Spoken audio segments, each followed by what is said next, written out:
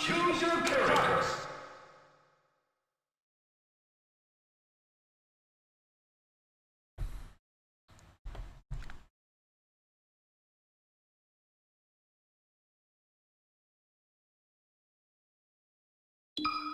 Versus Mario. Yo, I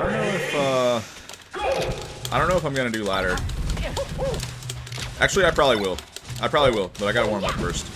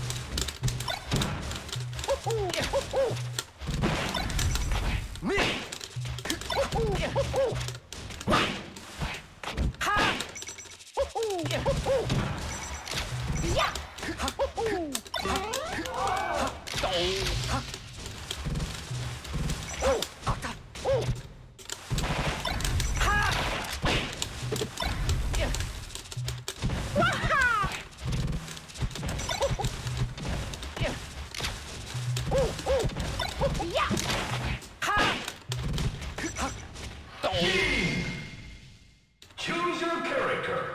Versus Fox. Ready? Yo, Glowing Hood, what's going on?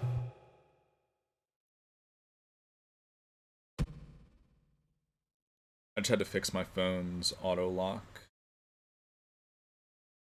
Yo, Cleo, please, what's good? I'll probably do rank this session for anyone wondering. After I warm up for a little more.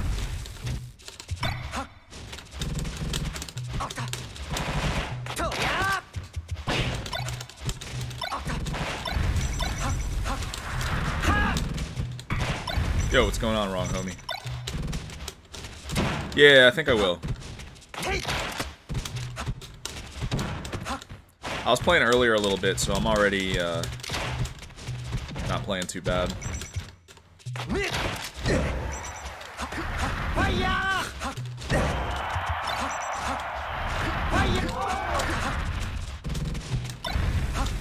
Dude, I can't give that away, man. What if someone were to find my iPhone? It's too risky.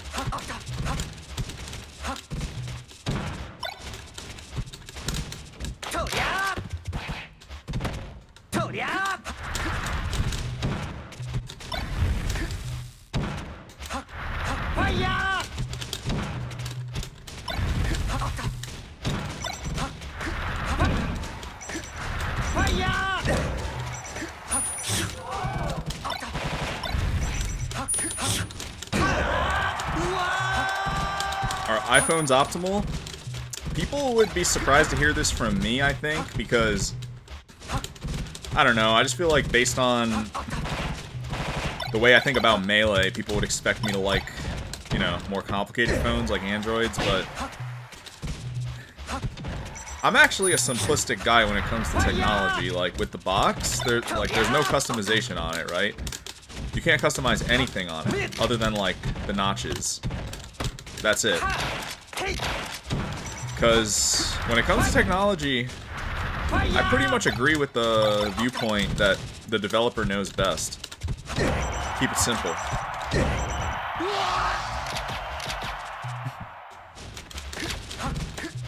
Like, that's what Apple does, that's what I do with Box.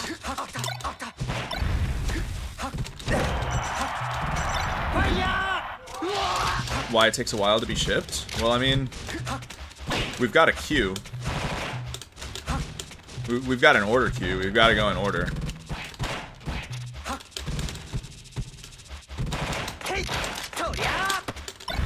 We're also... We're super grassroots. I mean... we're running this operation out of a garage, literally.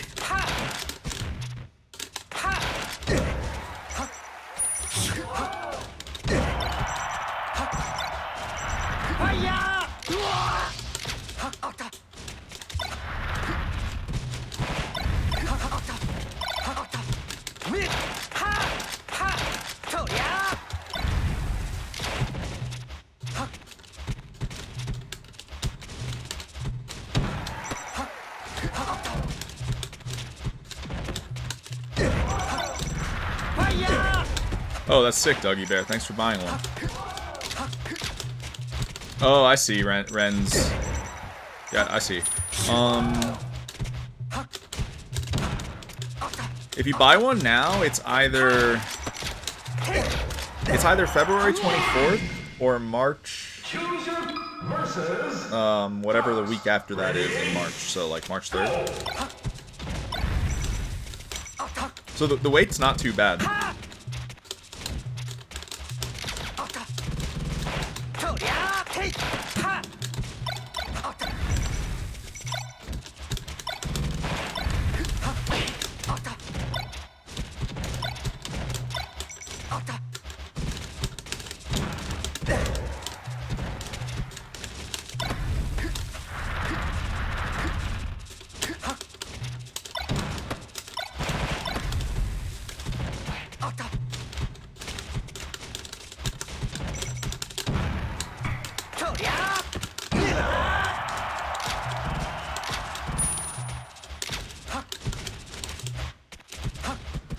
No, Renz. I think if you wait now, it's not gonna delay it by that much. Like, you'd probably be looking at like March, April if you waited a little bit.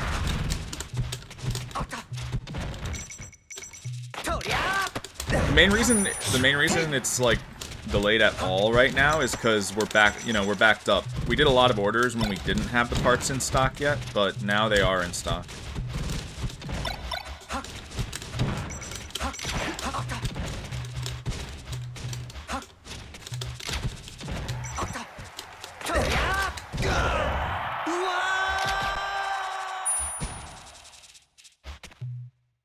Yeah, PP man, I'm trying to do it daily now. Now that I'm like kind of unbanned. Shit. Like, I'm unbanned locally, so now, you know, I can go to tournaments and ask them if I can go, and they might say yes. Genesis said no, though. They thought about it, but then they said no. Do I think I'll be unbanned from Genesis eventually? Yeah, I would imagine next year I'm good to go. Yeah, they did. I'm fucking sad about it.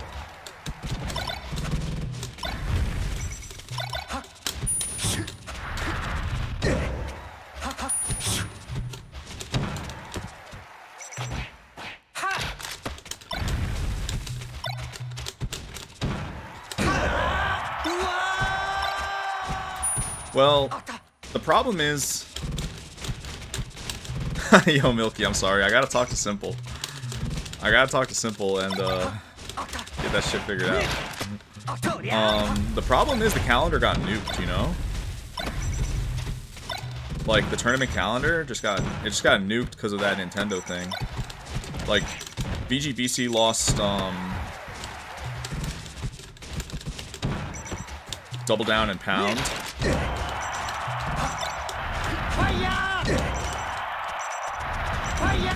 Nah, it's a no-go, Equi. I fucking wish.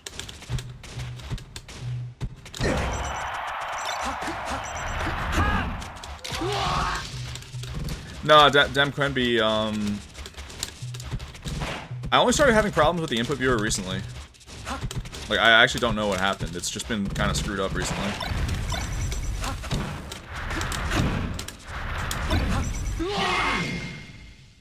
Choose versus Fox. Ready? Go!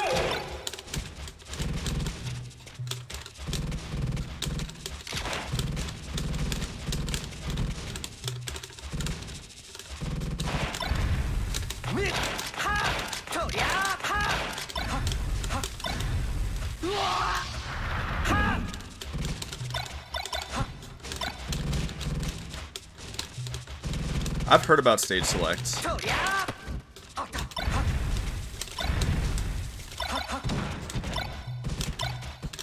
I think for locals, I would stick to nightclub personally.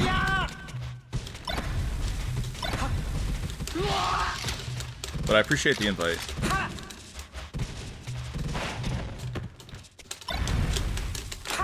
Because nightclub actually has like really good competition for a local.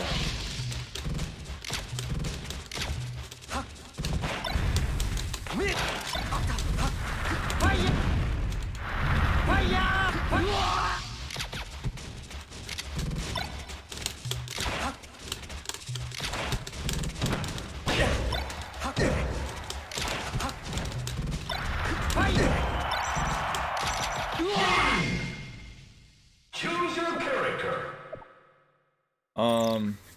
Yeah, I'm hoping I can go to Collision. Yeah, Zuppy, I am. I'm gonna be there like every Wednesday.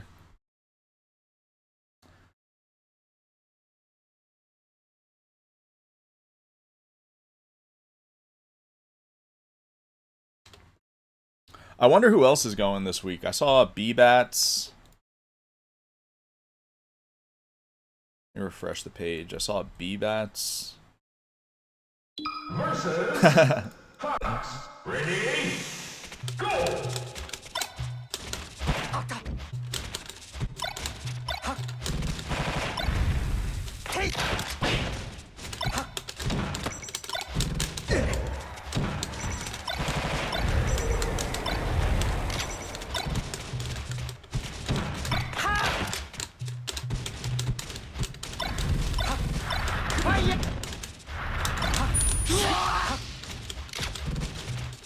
What happened to best of 5? Ranks happen. No, that shit is actually crazy. I don't know how that guy has 800 games. That's completely insane. This shit came out like, what, 3 weeks ago?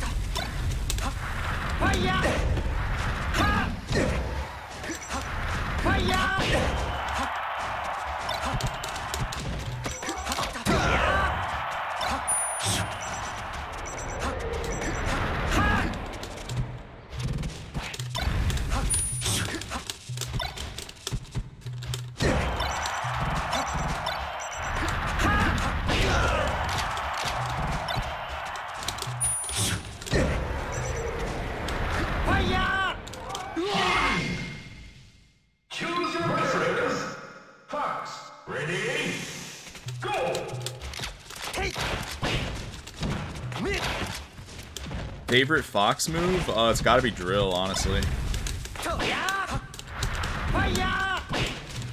Drill is... I mean, Fox's drill is like low-key the best aerial in the game. I was talking about this yesterday, how...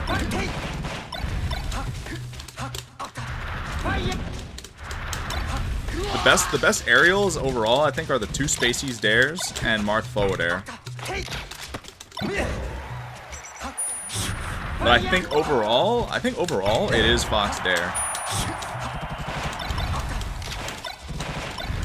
Just because it lets you be aggressive unlike any other aerial. Reasonable way to nerf drill? Honestly, it's either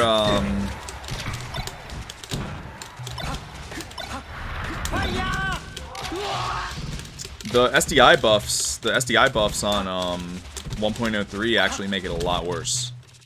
Like, it's so low-key better on vanilla or UCF because SDI is not fixed on these versions.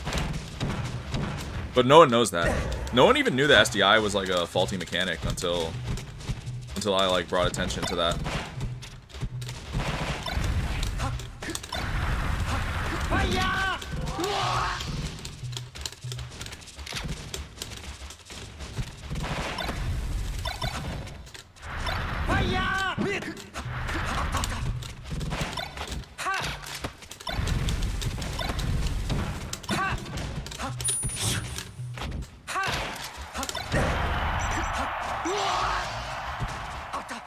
Would Falco benefit?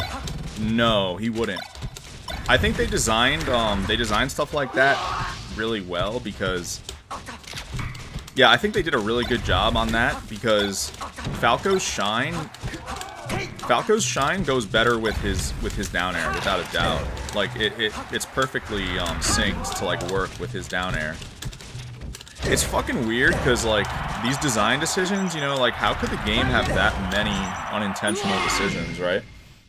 Choose your character. Versus Fox. Ready? Like, Falco's, like, they claim that the reflectors weren't really supposed to work with the intention of, hitting the other person, but, like, I don't really believe that. Like, how could that be true?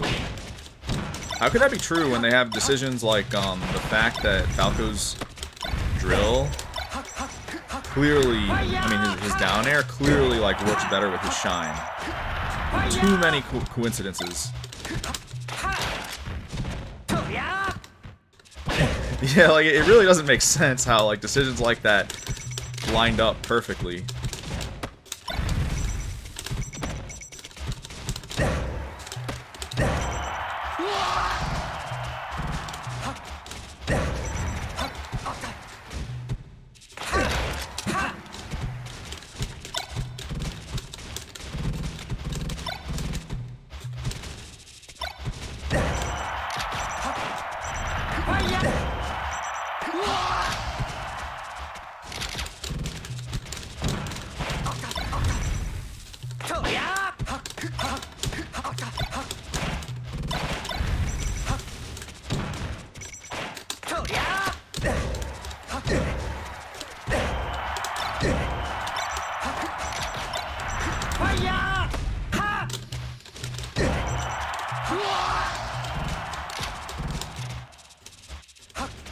Yo, the PAL Kirby buffs are low-key some of the most important on that whole game mod. On that whole game version. Kirby is a lot better on PAL. He's gotta like actually go up the tier list on that version. He has like the most buffs of anyone, right?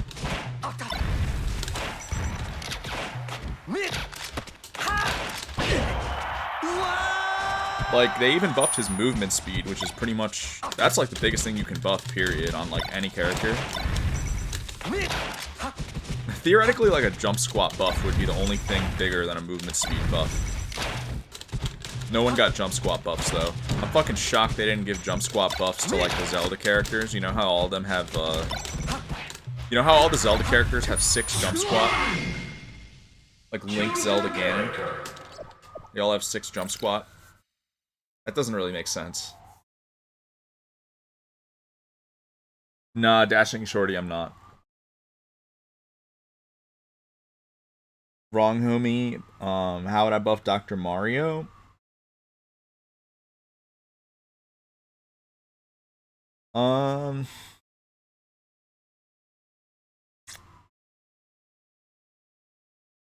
Mario and Ganon, I'm sorry, Mario and Doc, their problem, like the reason they're bad characters is because they're too telegraphed.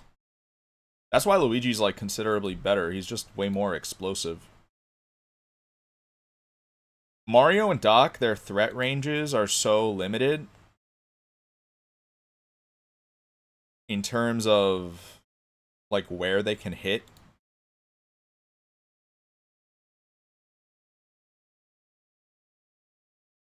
That's like why they're not good characters ultimately.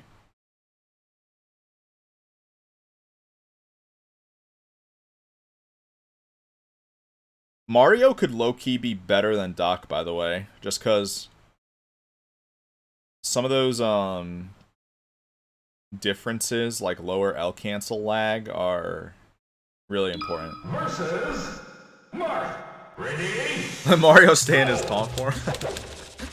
Yeah, I mean that would work, right?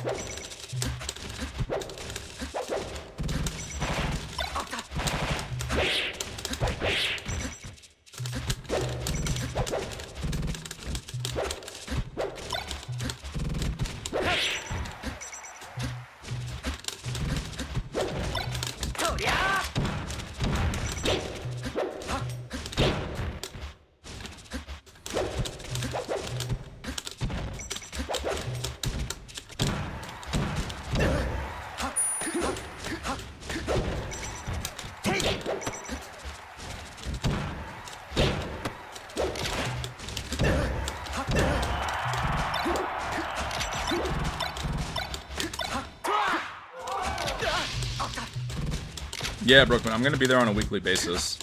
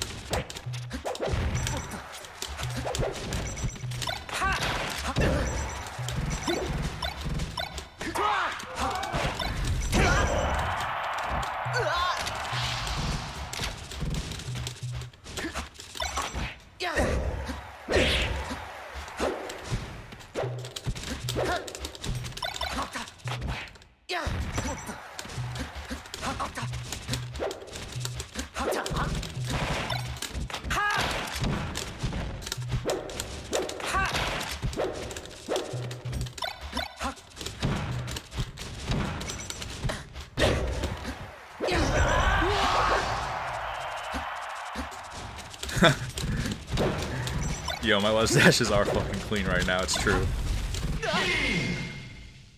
Choose your character versus Marth. Ready? Go!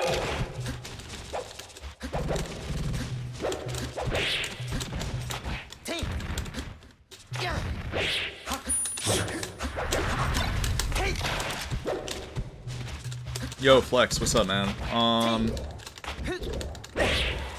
I might. If I do ranked, I'll take the mic off. Also, man, are you going to a nightclub tomorrow?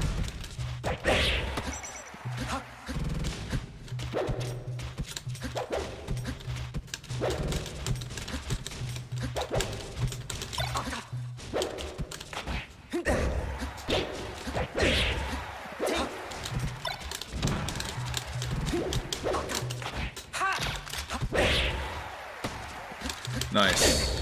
Nice.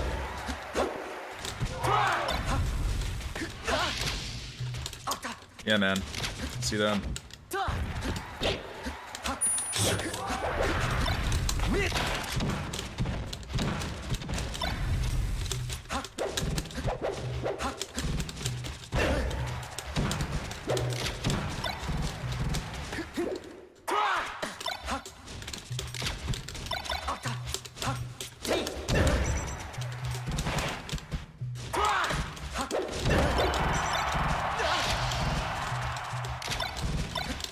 Does 1.03 make any of the low tiers Giga strong?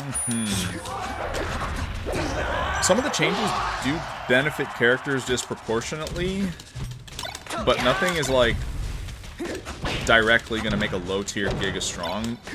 The biggest change I can think of in terms of like balancing the cast, honestly, is the SDI changes. The SDI changes are really fucking good because Fox is broken, man. Fox is just busted, and so the SDI changes are healthy. Choose your character. The SDI changes make his drill a lot worse, his up air a lot worse. So I think that's the best thing overall.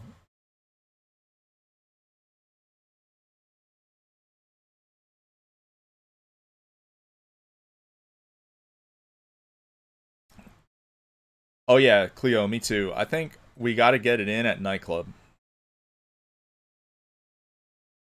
That's what would snowball it. I mean, Jark, I was saying this a little while ago. We didn't know SDI was a problem. Me and Altimore were the ones who devised. It was me and Altimore who devised that SDI was a problem.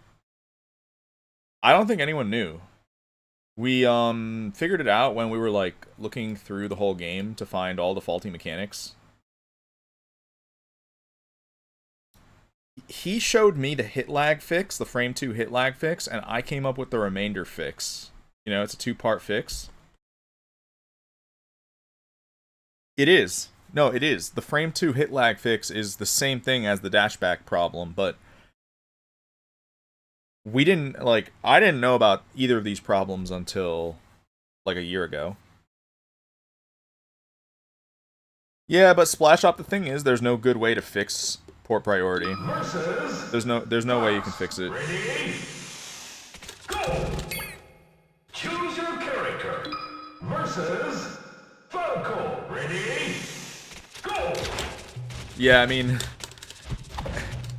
the game is not playable without fixed dashback. I think at this point, like, that's pretty agreed on.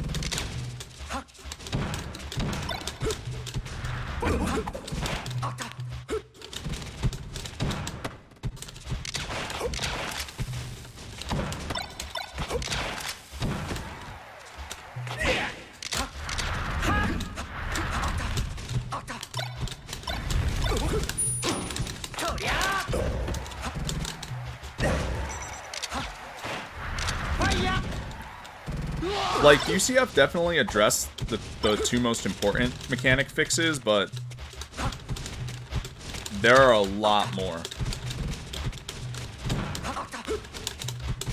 And now that people want to know exactly why one controller is better than another, all of them have to be addressed.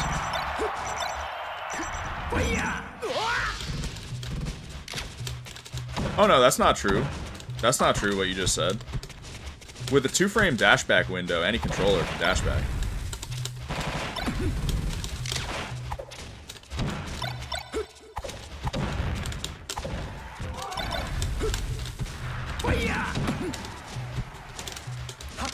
But the key thing, honestly, the key thing to, like, reevaluate is that none of this was ever designed to do, literally none of this was ever intended to be like a solution to controller hunting, despite the fact that that's how they branded it. Like, they branded it like that to dumb the whole thing down. What it really is, like, what it really is at the end of the day is, it's about fixing the game. Like, it's about making the game functional. And then when the game is functional, yeah, the controller lottery is solved, but that's not, like, the reason for it. It's, like, that's more of, like, a byproduct, if that makes sense.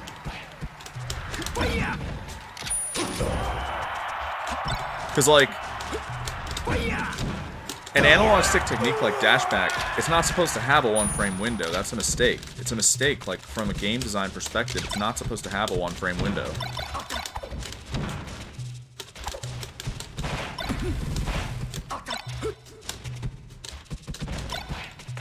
The reason why,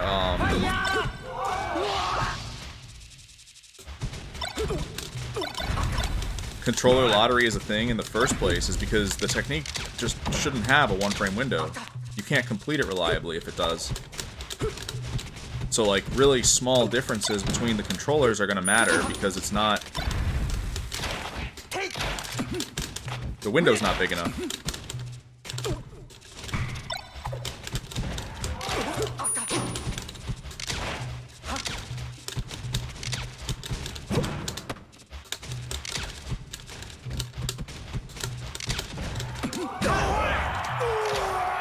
Exactly, exactly. Like, the game, like, Melee straight up doesn't work properly. The game has a lot of oversights in its mechanics. I think one of the craziest oversights is ADT shield.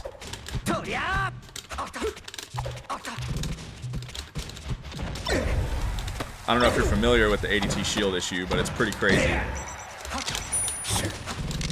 It's the one that makes it so that your shield can straight up fail to protect you.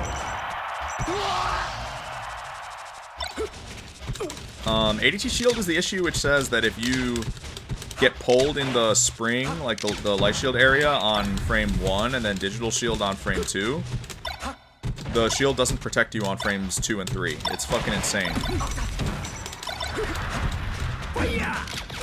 Like, you'll see people shield and get hit all the time because of that problem.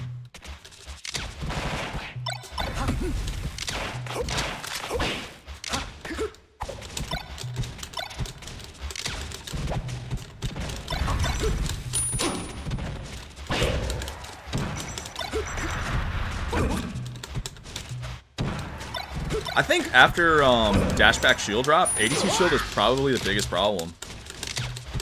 Like, dashback shield drop, yeah, you gotta fix those so that you can actually, like, move and play the game.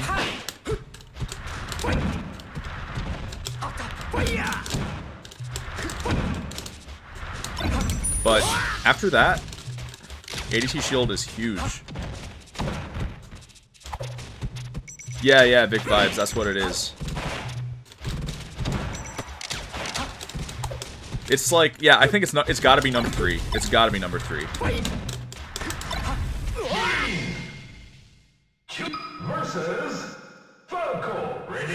Like, you can fix it by taking the spring out of your controller, but then you cause all sorts of other problems.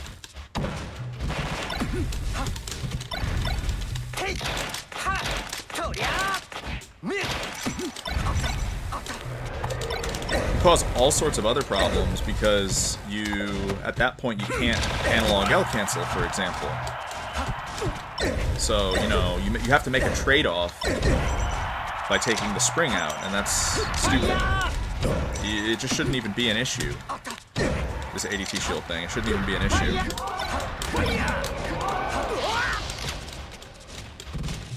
Do I think Marth beats Fox on FD? Yeah, I do. I think it's probably his only losing matchup.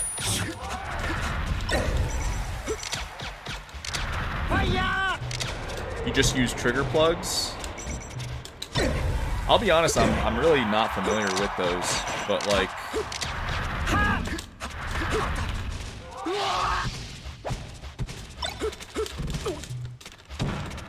you have to choose one or the other. You either get the immunity to ADT shield, or you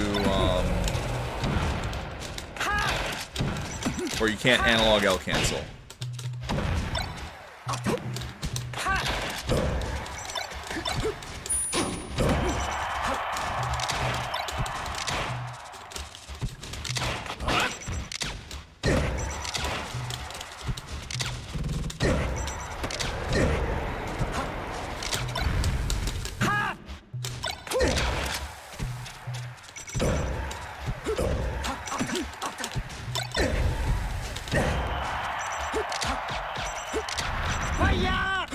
Oh, I see. But then, yeah, so you can't analog L cancel, and you know that's the way that you're supposed to do it.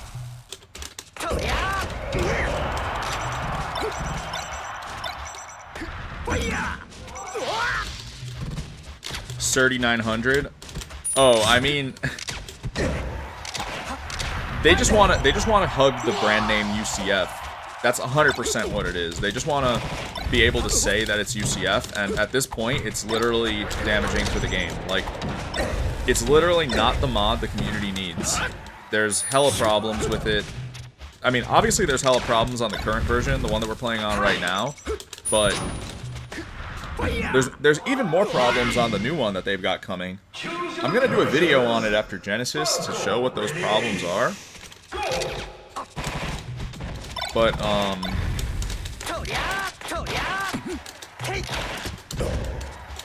like the new way they're doing shield drop is insane. I was talking about it yesterday. There's hella problems with the new shield drop mod they're doing.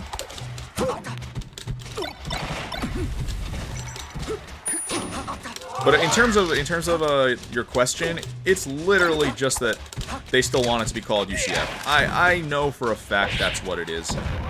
When UCF as a brand name is actually damaging for the game, because it continues to lie. It continues to lie and act like we're doing this to, you know, fix controller disparities, which is not true. This is what I was telling someone just a few minutes ago. Like, what we're really doing is fixing the game. We're not fixing controller disparities. That's more of like a byproduct of, you know, things that get fixed along the way. The reason controller disparities matter in the first place is because the game's mechanics don't have, like, proper windows or ranges. It's disingenuous to say that we're doing this to fix the controller lottery, so, like, I hate the whole UCF brand name because it continues to, like, propagate that lie and not educate people. People have to be educated now. We're at the point where, if people aren't educated, then this shit is gonna go absolutely nowhere. You know, everyone's like, yeah, box is broken, but it's like, okay, why is it broken? You have to know why. You have to, like, at this point, people need to know exactly why one controller is better than the other. No, Peon, you can play it online. I play it sometimes with good people.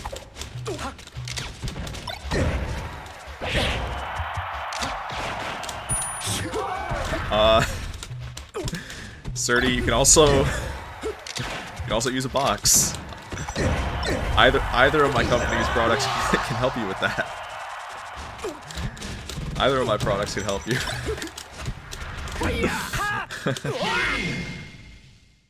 Oh, dial 911. No, he's wrong. He's completely wrong. I actually made a YouTube video about that during that exact same time period. Like, in direct response to that. No, because that shit is a lie. That shit is a complete lie. Analog L cancel is objectively better. There's no reason at all to sync your L cancel input with your digital input. No reason. When you want to tech, you hit digital L or R, period.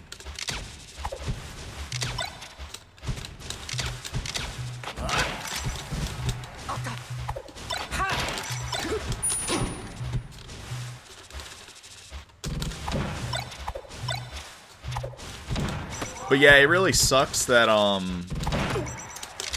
that much confusion resulted from that whole thing. Because it's actually misinformative.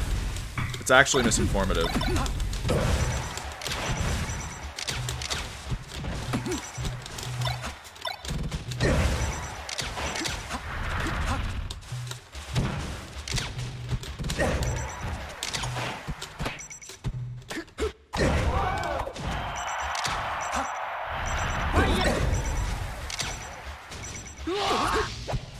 Wrong, homie. Okay, like, no offense, but No offense, but Mango doesn't have any game knowledge when it comes to these types of things. Does he even analog L cancel? I think I heard that he does. But like,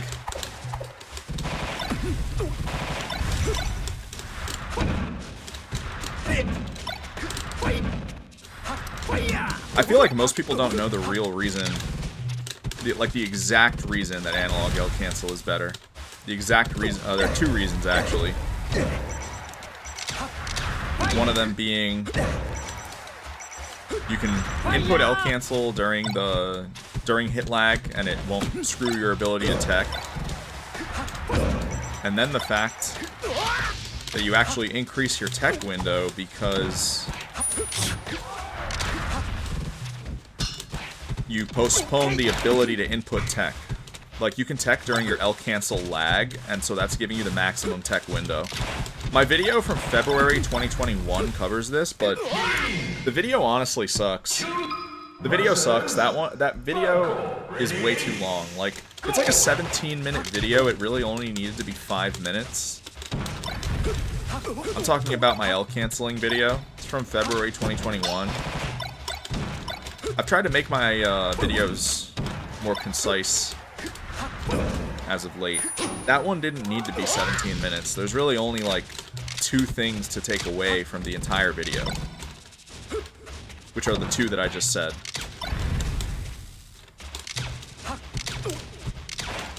Bigger L cancel window, bigger tech window.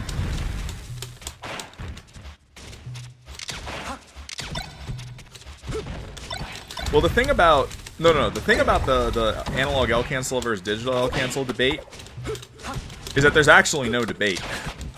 Like, it's not about having an opinion. It's literally not. It's literally just worse to digital L cancel. Like, the option select thing is not an argument, because if that's what you want, then just input both. You know, press the spring all the way down. The only argument would be that you're, you know, exerting less effort, but that's, like, those arguments always lose out, right? That's not a valid argument. Yeah, like, it's literally objectively better.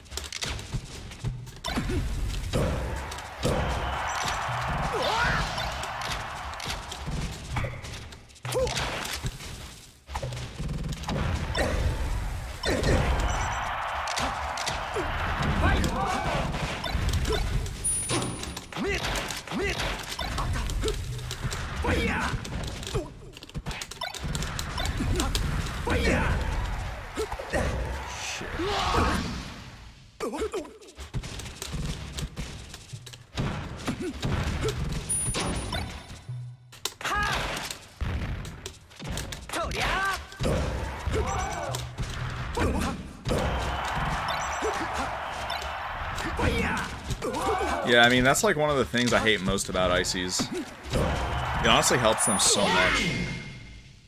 Choose your character versus Fox. Ready? Go!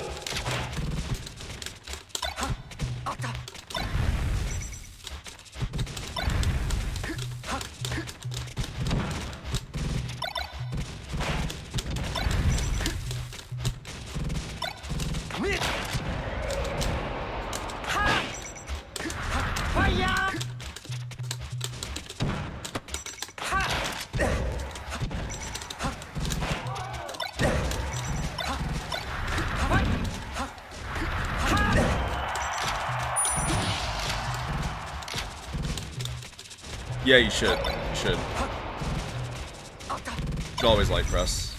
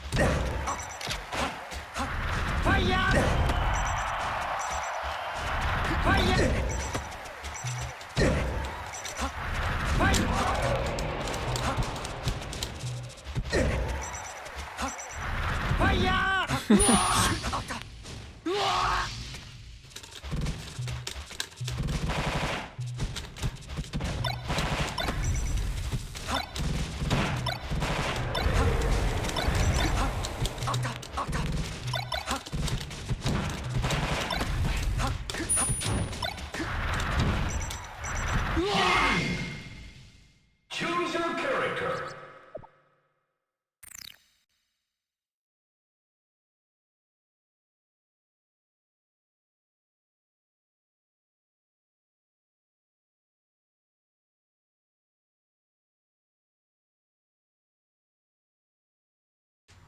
Versus Fox. Ready?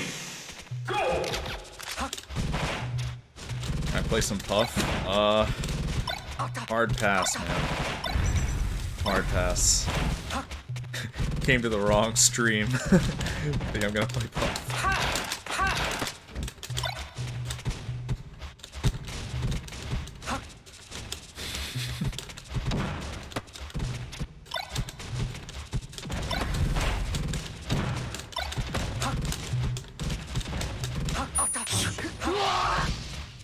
Yo, Ray, what's up, man? How's it going?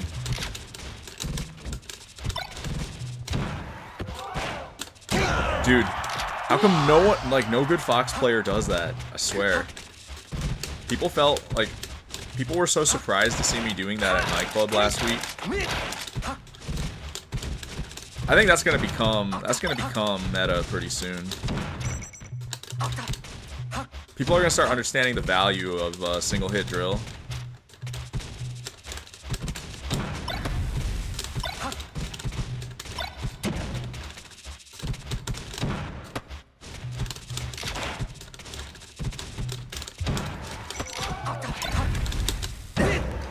Like, everyone just defaults. Oh, fuck, that was nice. Everyone just defaults to doing, up air 2 as the tech chase. When, one hit of drill is actually better in many spots.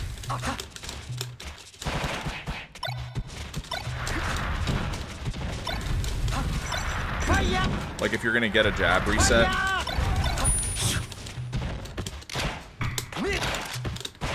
Like that. yeah, I'm the only one, Jark. Like, dude, can you believe it? People were saying at nightclub, when someone was watching me in friendlies, they were saying it's a box exclusive technique. I'm like, what the fuck? How the fuck is it a box exclusive technique? They call that shit box exclusive. I'm like, dude, what the fuck are you on? They think everything is box exclusive.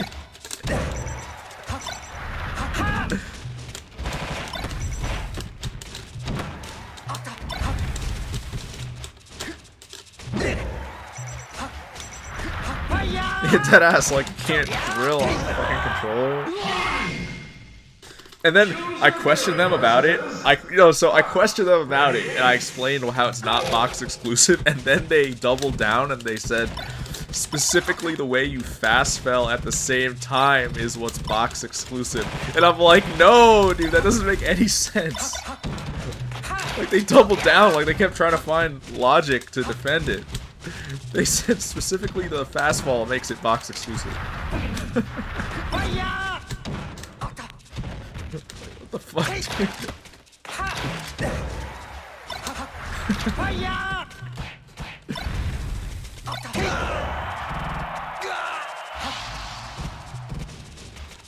Oh shit. I actually thought I was in for a second.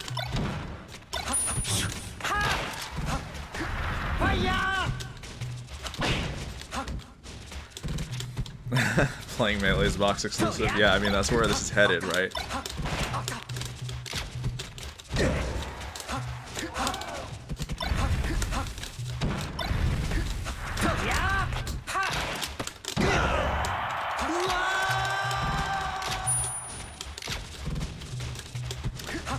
Dude, Ray, there actually was a time when people thought that, like in 2017, they thought it was so inspirational.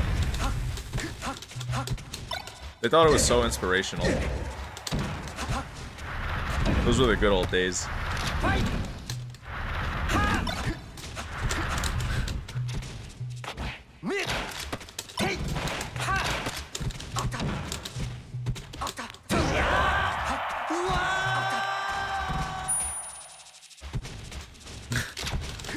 Wait, what does PR? What does PR stand for there, Jark? Tafo said that? No, Tafo actually defended it hella on like the initial interviews. Like there's that video of Tafo with the Smashbox on like Yahoo Esports, and he actually says he thinks the difficulty of the controller will make it impossible to be good with, and so it'll never be a problem. He's like, yeah, theoretically, perfect angles and pivot tilts, theoretically all that is great. But no one's ever actually going to be able to wield this thing.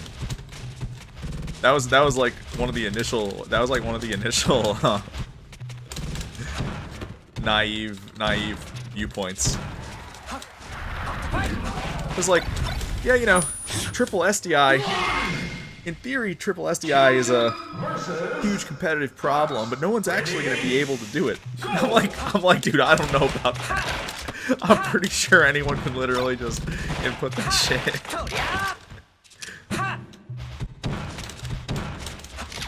No, triple SDI is the most broken thing on box. It is. Like, if that's not nerfed, then the fact that you get 3 is like the best thing about the controller. Yeah, it's brain dead. It's brain dead. Like, even with the nerf preventing the third one. Even with the nerf preventing the third one, box is still better at SDI. Still. Even with only 2.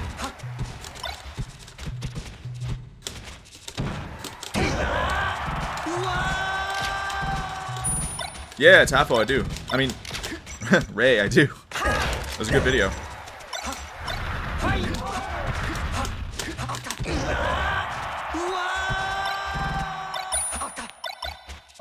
Blue Phoenix. Yeah, I do. I do think that it is inherently better than the GameCube controller, but 1.03 brings it really fucking close. Like, that's the next move for the game beyond any reasonable doubt.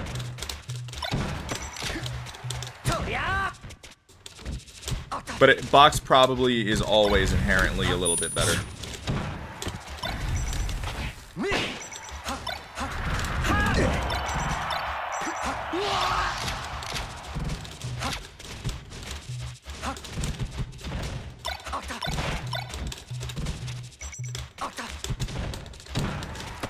Oh, I don't think anyone, well, I don't necessarily know that people are against it, but I think obviously, like, if you're banned, you can't standardize a mod, like, people are just gonna ignore it. So I think now, things are returning to normal, slowly but surely, for me, and I think the moment Nightclub runs it, it's gonna be, like, a revolution for the game. Like, low-key, one of the best remaining things for the game would be 1.03 standardization.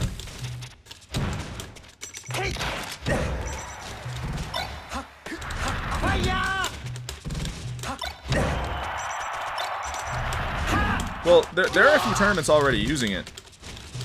In Ontario, they use it at the tournament that's called, I think it's called Moki's Dojo, and then Moonwalk uses it.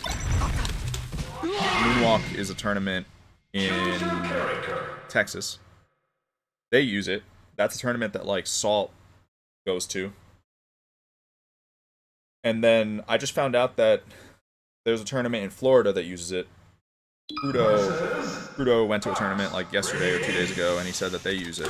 So that's like 3 tournaments where notable players go and they run it. Also in New York, the Brooklyn tournament uses it.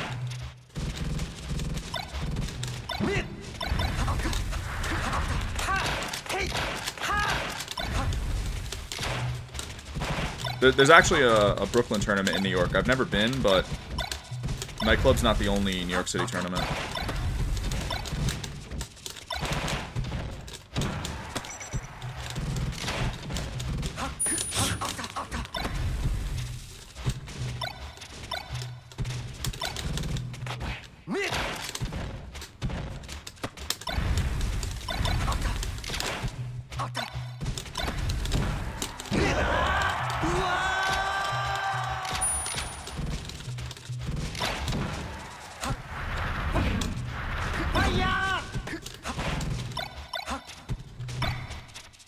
I think 20XX is a possible future.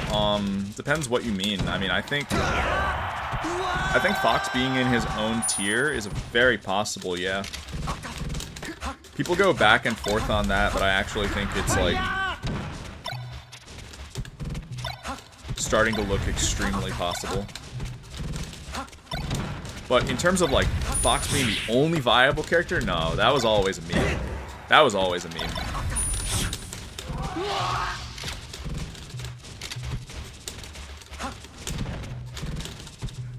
Melee is well balanced enough that that'll never be true. But he is like definitively the best character beyond any reasonable doubt.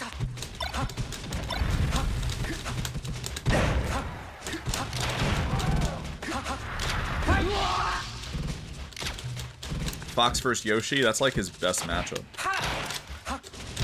His best matchups are basically Yoshi and Jigglypuff, I would say. Blue Phoenix, yeah, I think in the future we'll do something like that.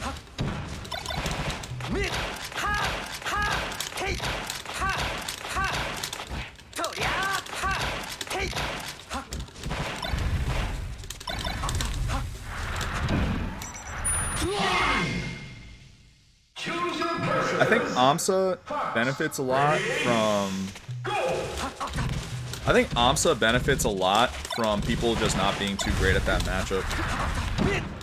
I was talking about this on stream yesterday. I think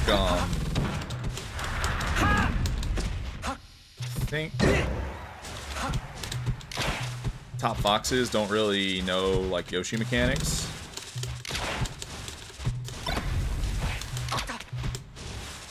Because that's like a matchup where mechanical knowledge is huge.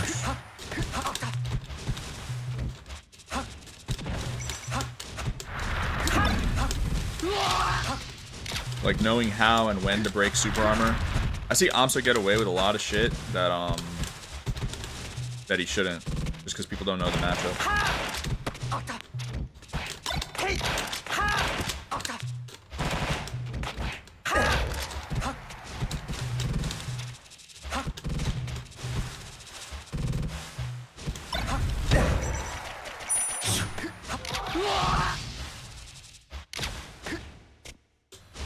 Why has AMSA gotten better results?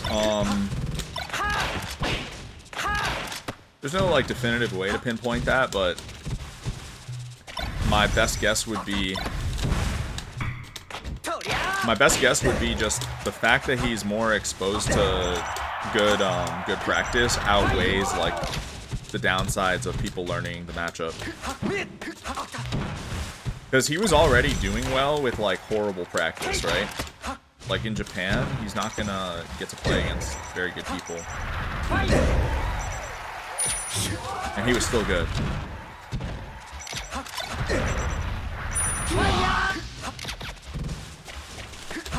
Yeah, that could matter, maybe.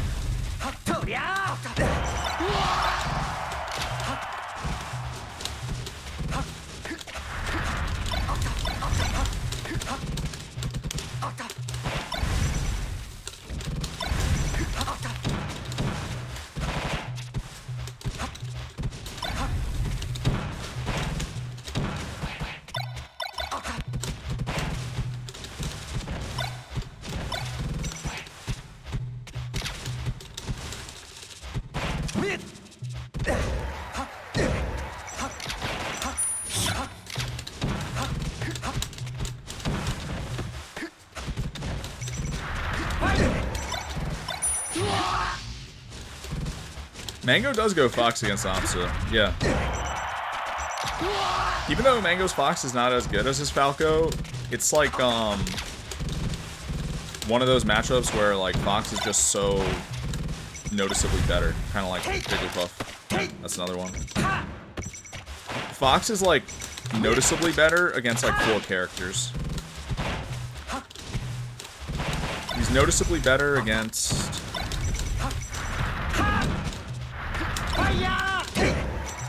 Jigglypuff, Yoshi, Ice Climbers, each. Fox, ready? Jiracha, yeah, I definitely do. I wouldn't put myself less than like 9 or 10 personally. But I'm definitely like in the category that can beat any player.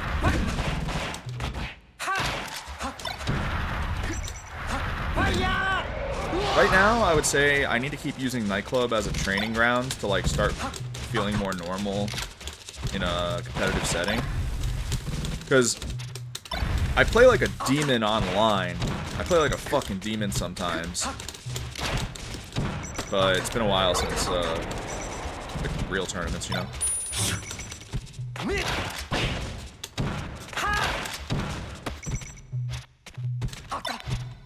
Aklo? Nah, he's probably like top 15.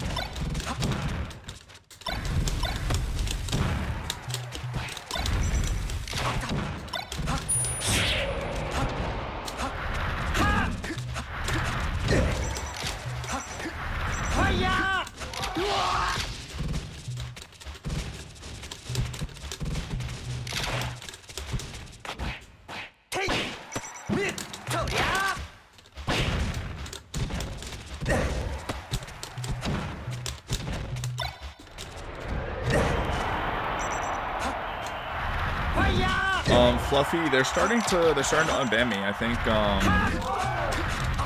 like now they ultimately did still ban me from Genesis, but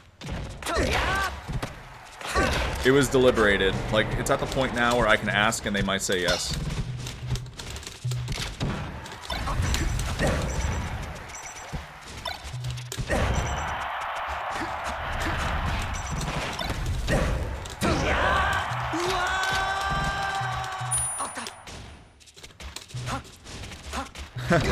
Yeah, Machi, that's usually a shame with a couple exceptions. Like, Axe's Summit 8 win is the main exception I can think of, where it's like, yeah, that's actually like the main exception in Melee history, right?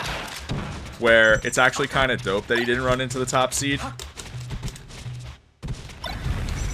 Because Axe is like, he's like a career, like almost 0% win rate against Hungrybox, right? Like literally 0% or something. Especially back when HBox was stronger relative to the field. Like Axe was fucking doomed. So I think like I remember watching that tournament. Everyone was really happy that he didn't run into HBox.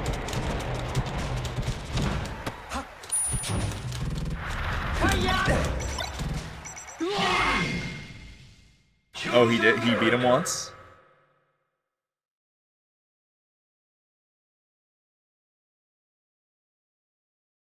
Analog Lounge. I don't play any other games these days. I used to.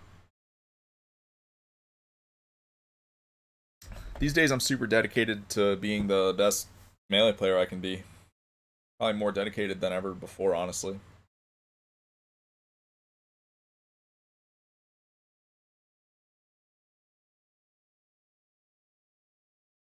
Do I think doubles is dead? Yeah, I do. I hate to say it, but with the loss of team like Team UGS, I feel like that team was iconic for doubles.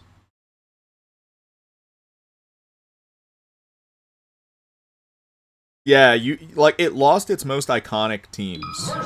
It lost UGS and it lost BFAT, so I mean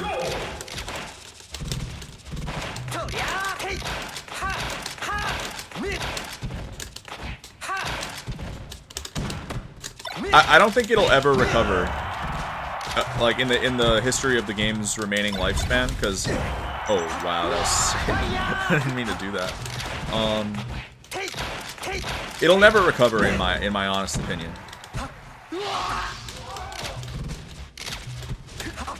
a lot of what kept doubles entertaining were those two teams.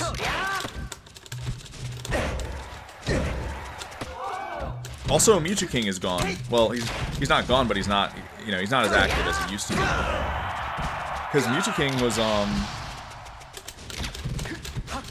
he was like the best teams partner that like 2 or 3 people ever had. He was the best teams partner I had, and he was the best, well, you know, Plup would rotate with him sometimes. But, yeah, I think doubles has taken too much of a hit, and now that, like, a lot of players are probably in their last, like, 5 years of competition, I think everyone's just focused on singles, like, more than ever.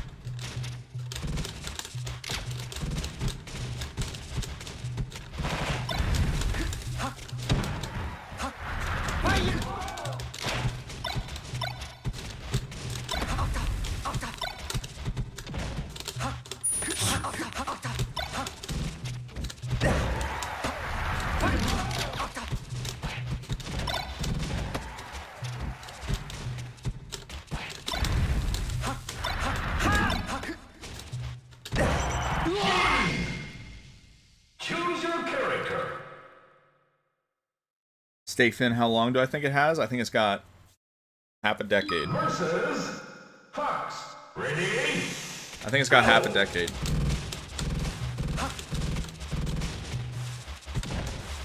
Because,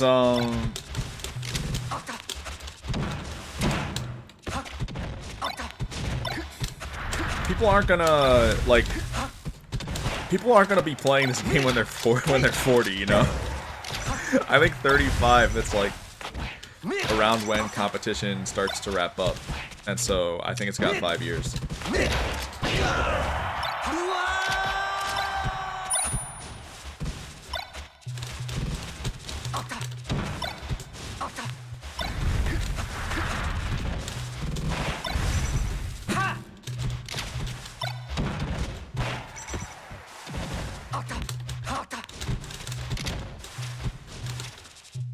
Like, I know Mango said he's doing it for 4 more years.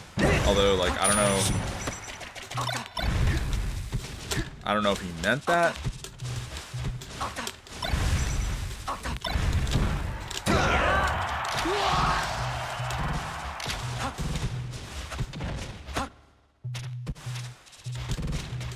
No, it's not. I don't think any new game will ever kill Melee. I don't think that's true at all. I think that has tried and failed so many times.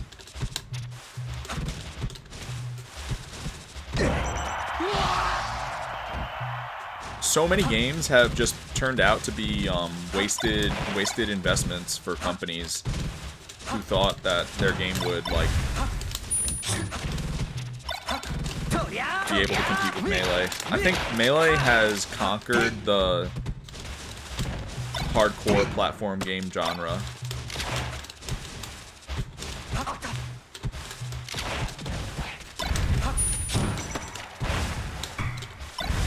What's gonna kill Melee is when players who are integral to its lore start retiring. Because in terms of what's kept Melee alive, it's this crazy-ass lore that its community built around its players.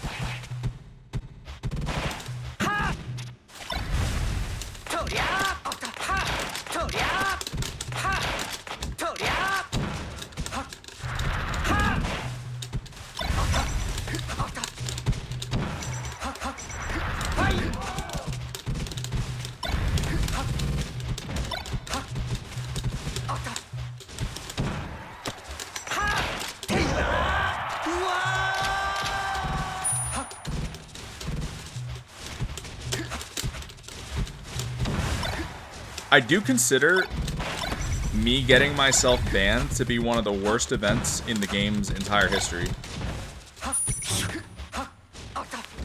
I'm not even kidding. Just because I do think like things would have been even more exciting if that never happened. I legitimately like think about it every day.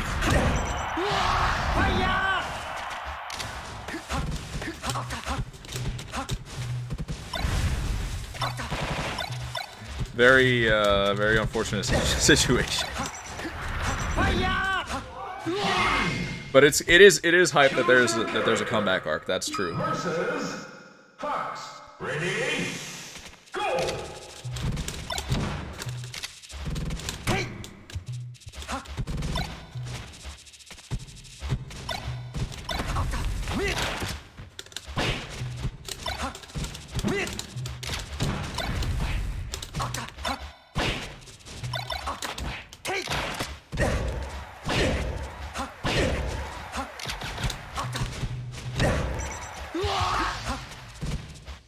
H-Box retiring? Really?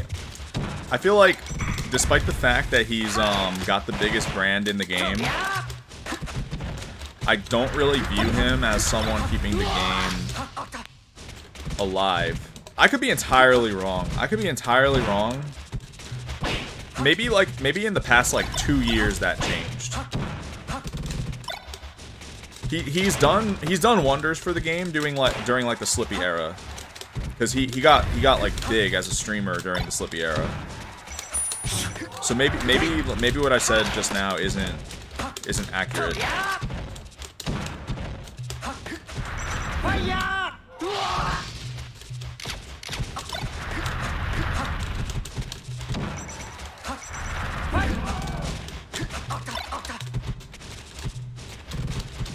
Because the reason I second guessed it is because he's gone through phases where the community like very explicitly felt that he was killing the game. So it's hard for me to like concede that and say, yeah, he's keeping the game alive. But what's crazy is that he actually might be. Like his stream does crazy numbers, so you know maybe he actually just completely turned it around. I will say though that any era where H-Box is like the main guy winning is always a dog shit era. Like like no one, it's just bad for the game, man. Let's be real. Having Puff win over like the characters that are more traditional. I like where he's at right now. I like rank 5 H-Box. That's my favorite That's my favorite version of H-Box.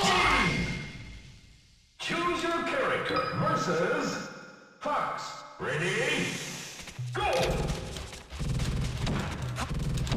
Rank 5 H-Box is pretty sick, actually. Because, I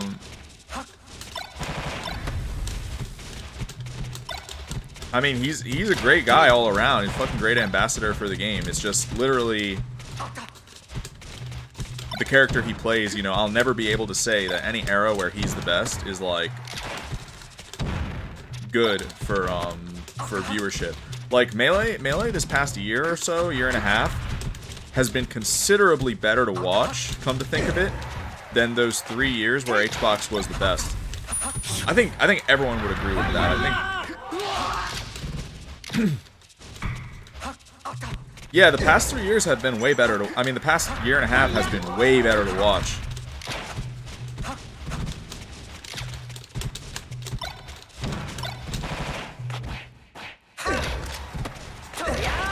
Those 3 years were pretty terrible, I would say.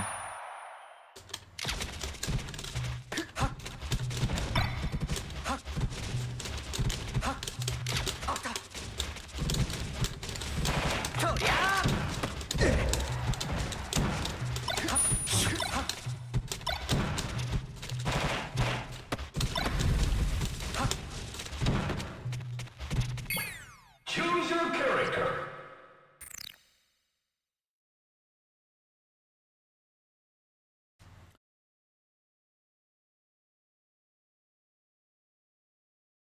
Controller Renaissance? What are you talking about? You talking about you talking about how boxes are like 20% of the player base right now?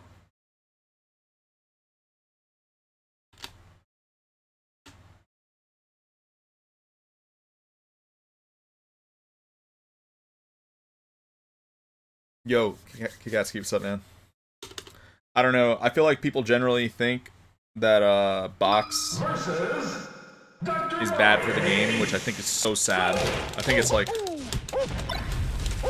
I mean, obviously I'm biased, but I think it's the best thing ever. It needs the 1.03 to balance it out, though. Like, box on UCF, now that I'm playing on, like, ranked, I hate it. I'm not even joking. I fucking hate it. Like, I hate it, but I want people to understand why I hate it.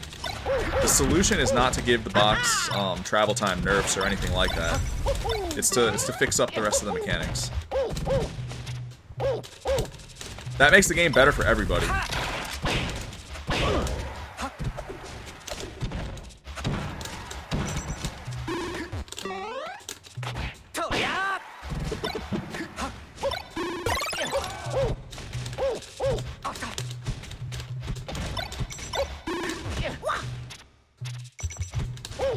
I think the real problem, like the only reason someone wouldn't want to play 1.03 is because the UCF team, like they kind of fucked up everyone's perception of what this mod is supposed to do.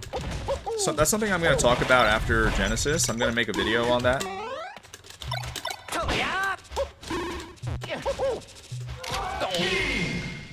UCF team ruined everything because... No, yeah, Nightcore Hamster, like, I'm gonna talk about this in the video that I make after Genesis. How, essentially, the discussion has come full circle, where I did the Arduinos, right? I did the Arduinos in 2017, and then I hooked up with the UCF team, like, I hooked up with Dan Salvato and a couple of the others, only so that they could port the Arduino to memory card.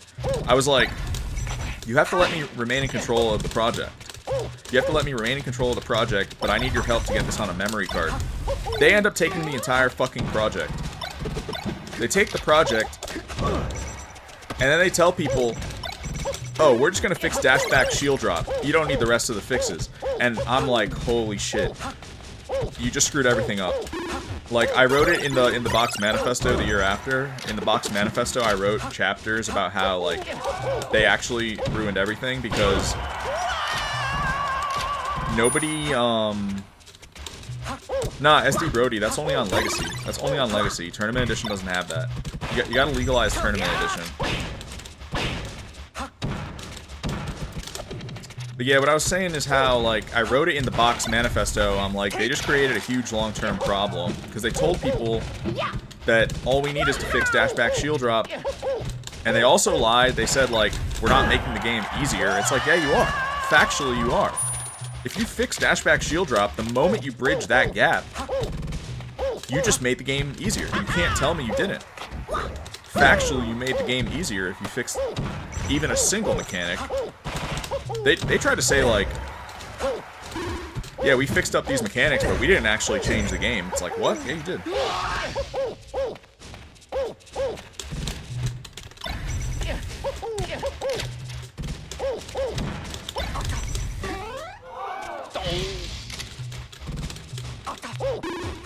Well, Peon, here's what I just do not understand is, to what degree are they uneducated, and to what degree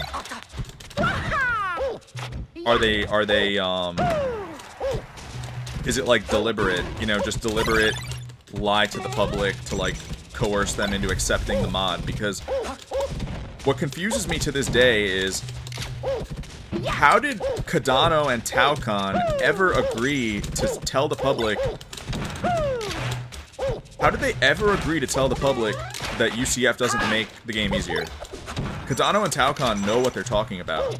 I could understand, like, some of the others on the UCF team just not getting it, but I don't understand how Cardano and Taucon made that mistake. Choose your character.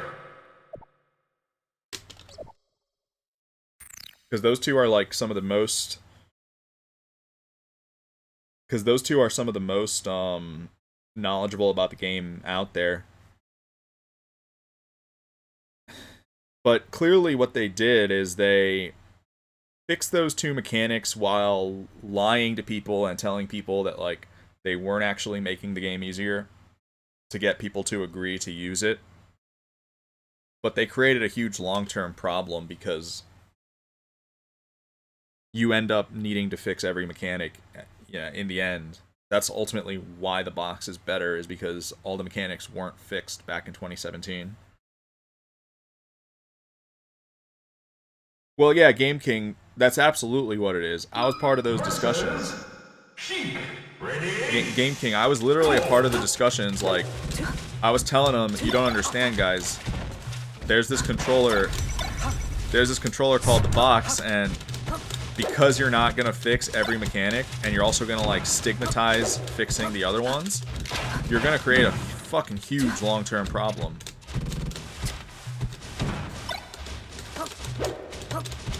Because in 2017, it's like, literally, we weren't even sure if box was gonna be a popular controller.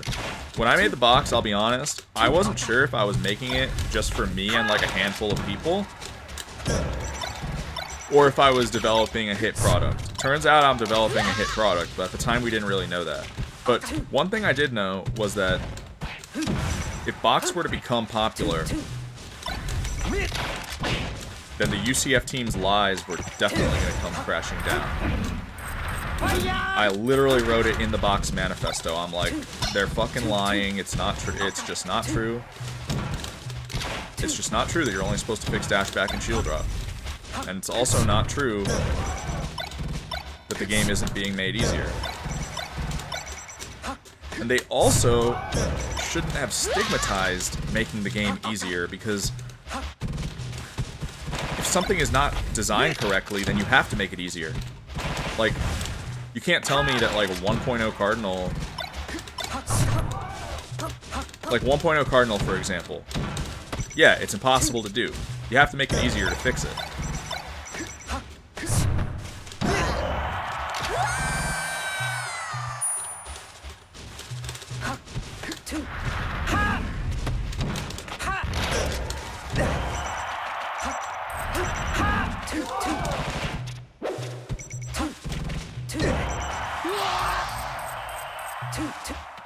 No, Skate and Baller. We're talking about the exact opposite of that. We're talking about how basically, like, they rushed it out. They rushed it out with no consideration for the long term of needing to fix every faulty mechanic, which they shouldn't have done. Choose your versus Fox. Ready? Go! Yeah, I mean, Vardark, like, I don't think anyone other than me, honestly, was seeing, like, the super endgame back when the community first modified the game in 2017. Like, no one gave a shit about the box. Literally, no one gave a shit about the box. It was just, you know, tell people that you're just fixing their, fixing the controller lottery and they'll agree to it, whatever. But the implications, you know, they run so much deeper than that. The real implication is that the only way to fully balance the box is to play the game on a patched version, which UCF partially does, but is very far from complete.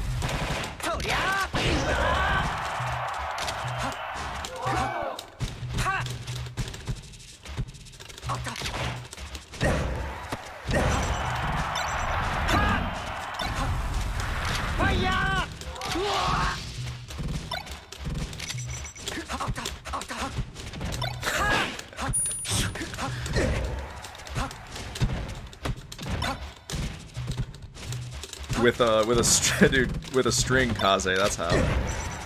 If you put the string in the right spot, I hear that you can do some pivot tilts with it.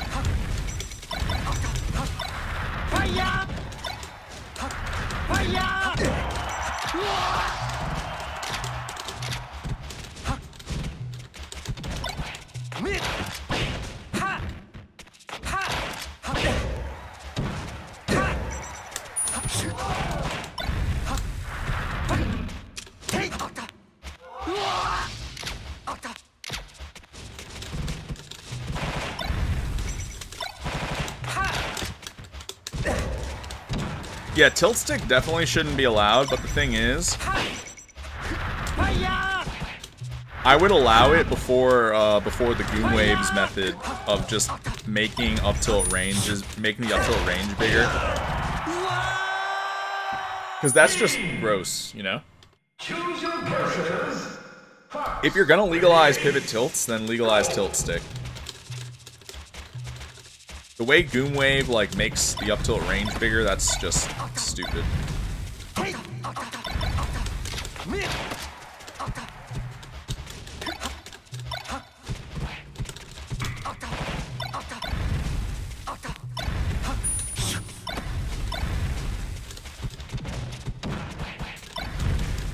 That opens the door for all sorts of precedents that the community shouldn't go near.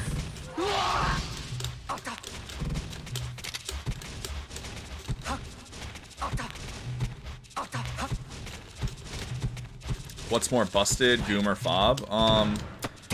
Fob actually does have some features that are of dubious legality, but they are overall a far more responsible vendor than Goom Wave.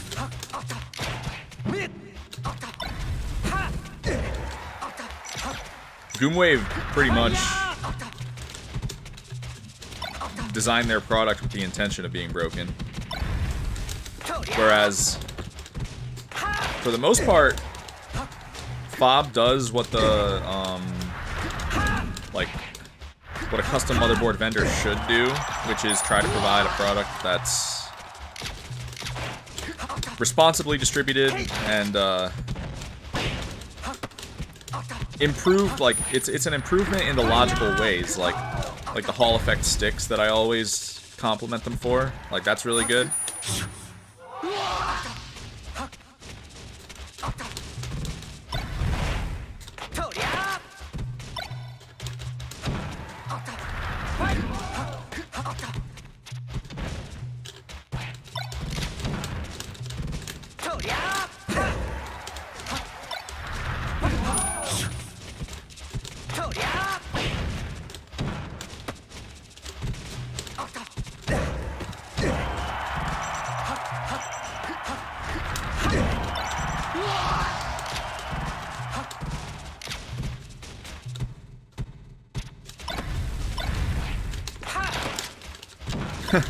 Nah, Finn the Sloth, I would say these controller complaints are pretty valid. I definitely think equalizing the controllers is an important priority for the community.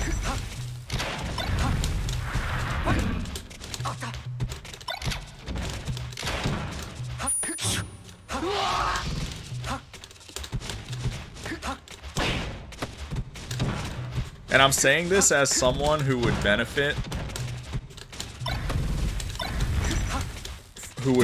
from lying to you. Like, Box is definitely better than GameCube controller on UCF by like a pretty good amount. But the community is lost in terms of like how you're actually supposed to fix that. The community's lost. All this travel time shit that they're proposing is extremely unclean. Because we shouldn't look to like stifle the box, but like destroy it, or add things that would compromise its usability. That's not how we should look to equalize the controllers. Interesting question, Game King. I think it would be more popular because I do think there are people out there who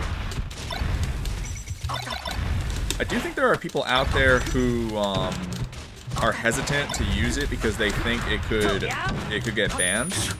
I also think on the marketing side of things, if 1.03 got standardized, it would give my company a lot of legitimacy. So I think our sales would go up. I think that could contribute.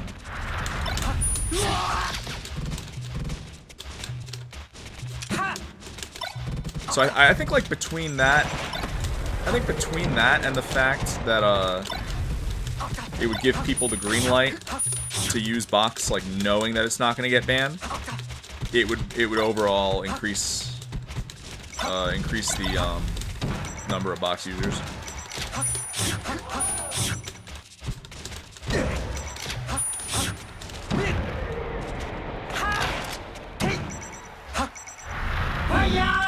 There's no scares for Nintendo. From Nintendo. If Nintendo was gonna crack down on modded... Well, you know what? I probably shouldn't be talking about this. Not trying to give Nintendo any intel.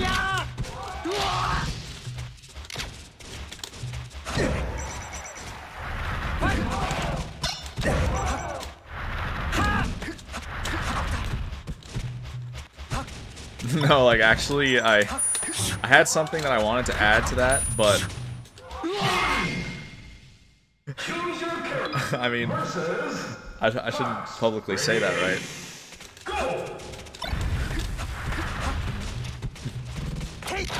Schizo mindset? Well, we all know this is a schizo stream.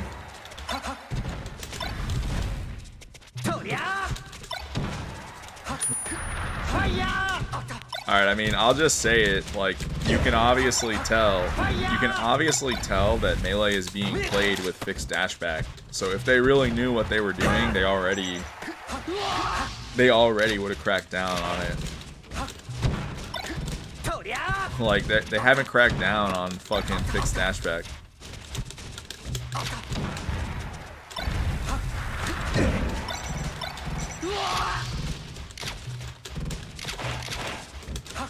Things I do to avoid going autopilot?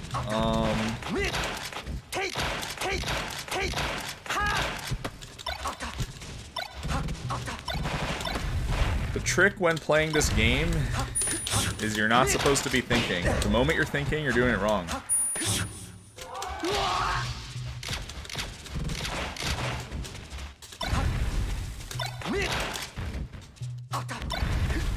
Like, when I was playing at nightclub, oh my god, I was thinking so much. I was thinking through, like, every time I like got a grab or something, I would just completely think through my next move, and it's like, alright. That's no good.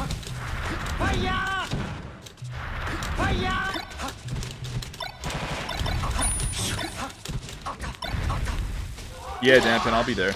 I'm gonna be there every week pretty much. I want to see the tournament do well. I think right now I have a lot to add to it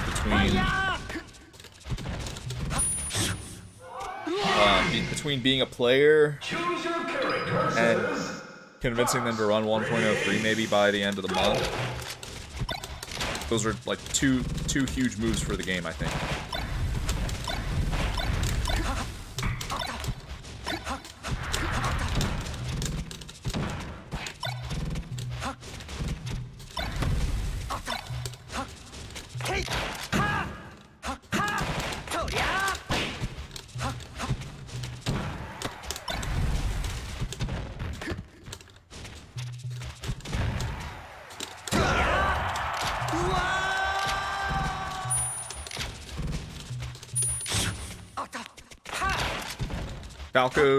Falco relative to Marth? In theory, yes. As of right now, no. In theory, yeah, he's the better character. I think, for sure. Like, if you theoretically mixed Mango with... Like, you mix Mango with, like, better game knowledge, there you go. You'll, like, at that point, it'll be obvious why Falco's better than Marth.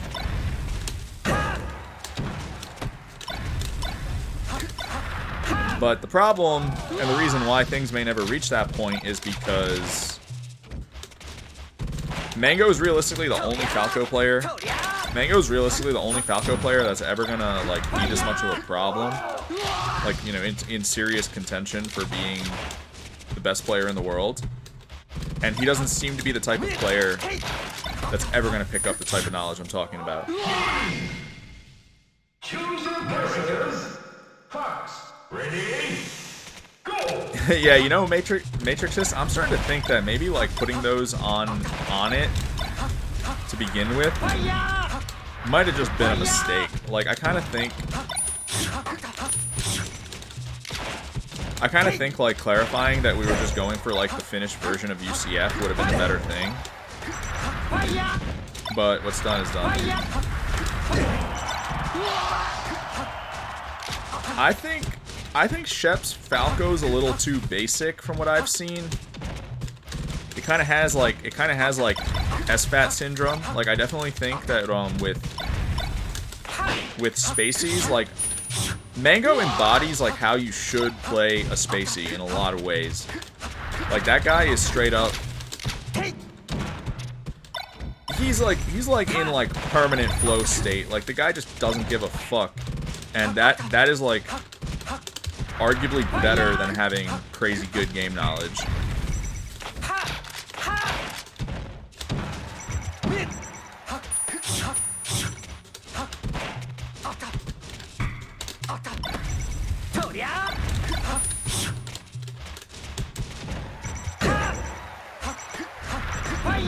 Yeah, B Beanley, I think there were definitely like optics mistakes with the release of it.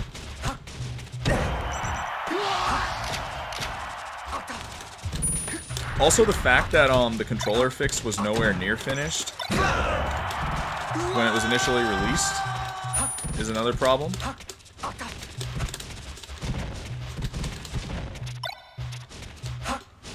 Yeah, I don't think Legacy Edition did much good for it. I agree with that.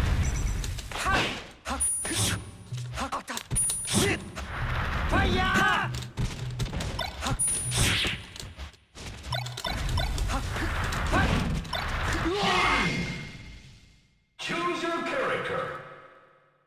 Versus Fox. Ready? Go!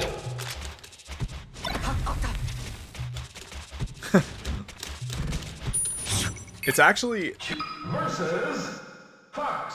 Ready? It actually is complete though, Matrixist. Minus the addition of Jigglypuff airtime limit, which I agree with. That's what's funny, is I 100% agree with Leffen on that one.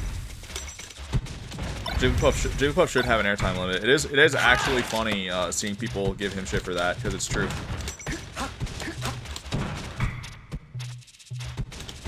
Yeah, just Jigglypuff. I think I'll make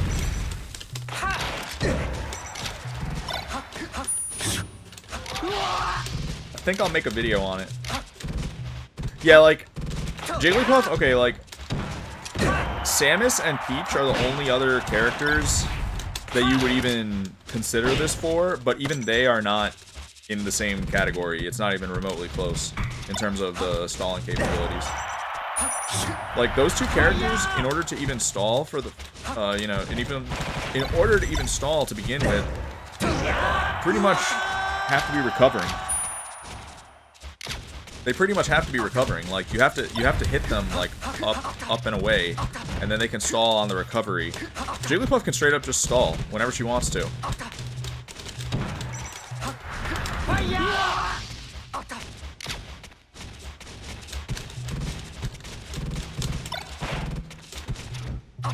But those are the only three characters that can do this, that can stall and like cause even somewhat of a problem.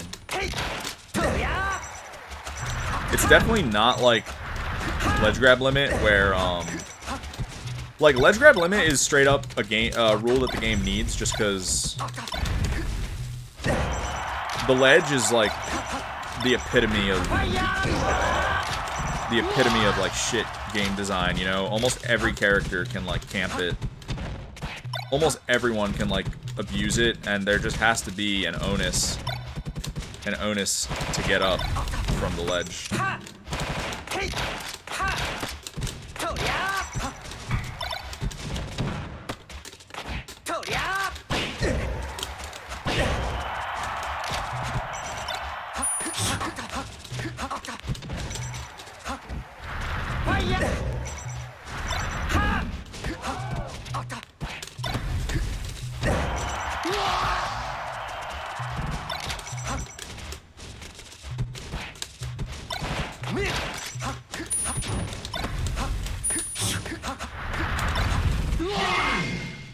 Oh, what do I think about the PM system? Alright, you're not going to believe this. I'm the one who came up with it. Ready? I swear on my life. Because I was like a proponent of ledge grab limits for hella long. No, I'm the one who came up with it. Because, Strong Bad, I used to talk to him in like 2014. When he was involved with the making of PM. And, he asked me about the ledge because he knew that back then I used to make posts on Smash boards about adding a ledge grab limit.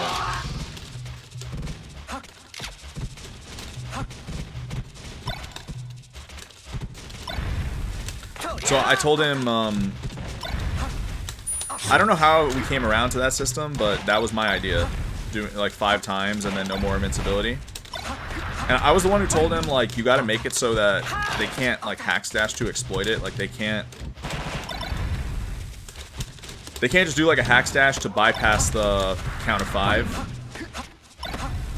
But I remember my logic was, like, the whole problem with the ledge is that you can just jump up and down forever. You can just jump up and down on the ledge and make it ambiguous on which number, like, on which repetition you're gonna come up on. And so I'm like, you need to tone that aspect of it down. You need to make it so that the number of repetitions they have is limited, because fucking Mewtwo King used to, like, win so many games just by jumping up and down, and then it's like, oh, which one is he gonna come up on? Oh, like the fucking 20th repetition? Alright. And it's like this whole, you're playing this whole mini game. Like, you're playing this whole mini game where it's like, alright, if he's willing to, like, jump up and down 30 times, how do you know he's gonna come up on, like, the 31st time? Like, it becomes stupid. It's like its own neutral game, you know? Choose your character. It's just impossible. It's just impossible to, read which one they're coming up on.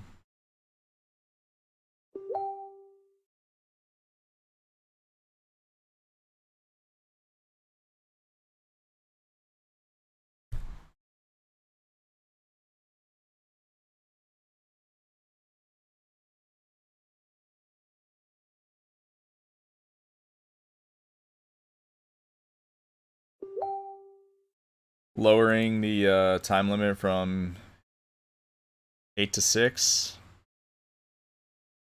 It's probably never gonna happen. I don't think it's ever gonna happen. I think the community is way too used to 8, even though as low as 6 is viable.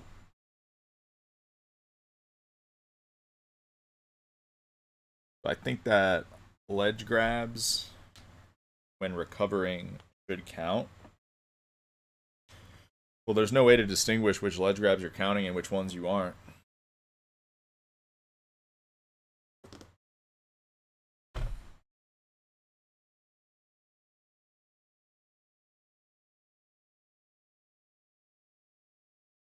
I mean, Nightcore Hamster, the thing is,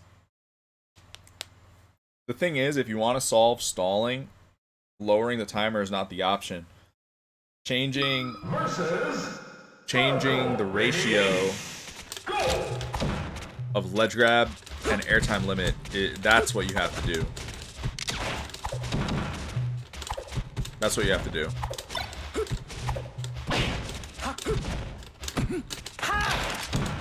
As long as it's one of the viable timer amounts, meaning 6, 7, or 8, all that matters from there is the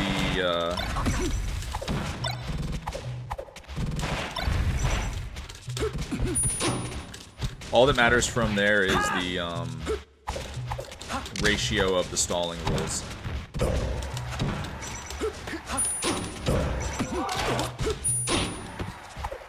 Which, by the way, 60 ledge grab limit's way too high. I was the one who proposed it a couple years ago when we first added the ledge grab limit. Definitely a mistake. Definitely a mistake to do 60.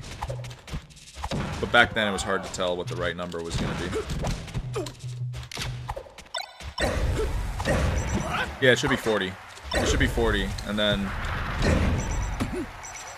Jig's airtime limit's gonna take a while to figure out, but I would say start with 30 seconds per minute.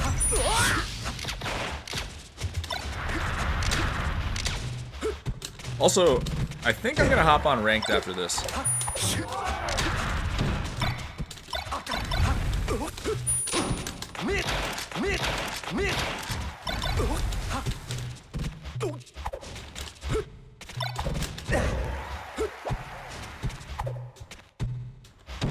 Yeah, I'm gonna turn the mic off when I play ranked though.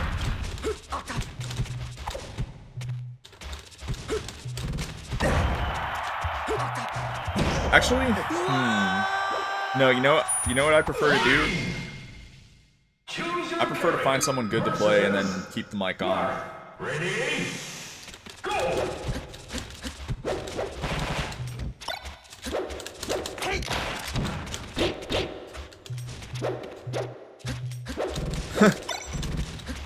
Why do you say that, Ravanya?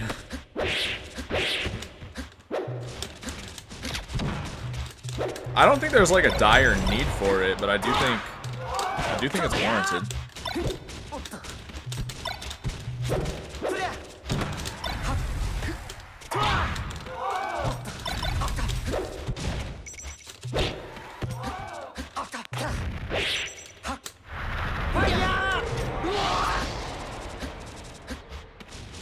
Nah, sod flow, I wish. I won't be there.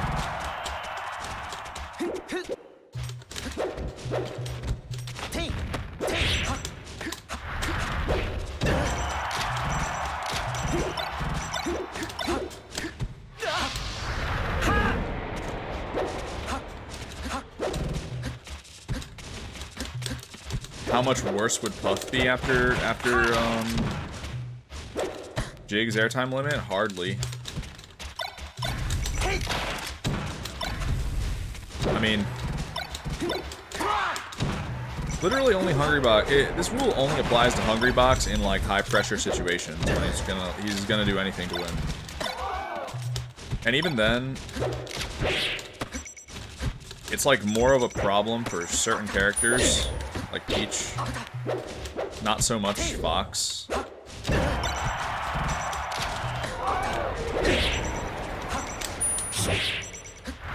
Unless the Puff does some, like, blatantly extreme stalling, like, fucking below the stage. But even Hungry Box wouldn't do that. Even Hungry Box would not do that, right? Like, we're talking about regulating more reasonable degree of stalling. We're not talking about, like, below the stage. Like, no one does that.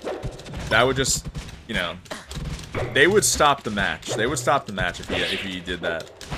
We're talking about when, like, it's not exactly clear if they're stalling. Like, it's kind of ambiguous. So, it's like... people don't know if they're supposed to say, like, yo, this is stalling. And then... surely enough, you know, the Puff player walks away with the win because he didn't get ruled stalling. Those are like, it's like the on the edge situations that we're trying to catch with this type of a rule.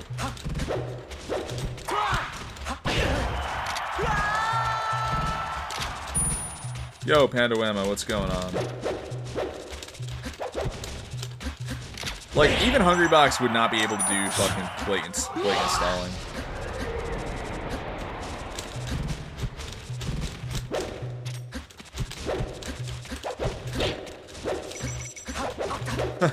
You think so, Beanley? I think it is gross how hard you can be carried with Puff. But at the same time, that character definitely, like, caps out. She definitely caps out, and characters like Fox and Marth, they just fuck her up at top level. She has a bad time, I think, in, like, endgame melee.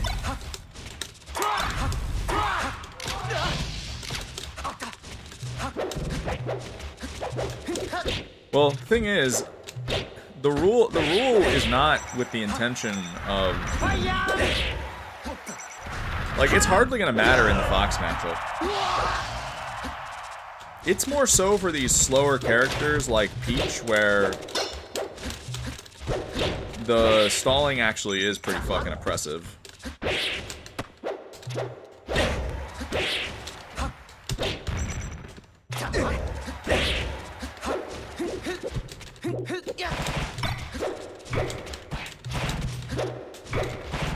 Some characters really are not built to beat it. Like, I don't think there's footage of jig stalling mattering in a single match against Fox. Is there? Like, actually making the difference? When I think of matches where it's busted, I think of like HBox against LOD. Some of those games show like how certain characters are just not built to deal with it.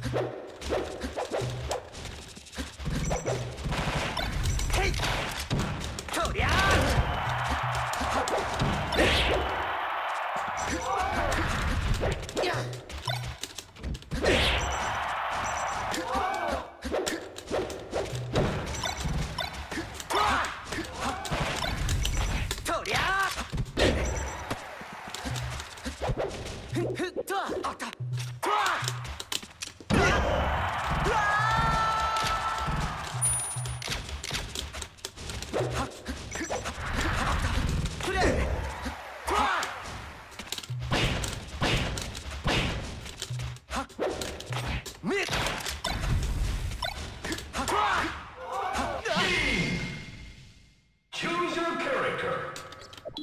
Versus Mark. Ready? Wait, did someone really ask why is stalling bad and why is approaching good? Well, because inherently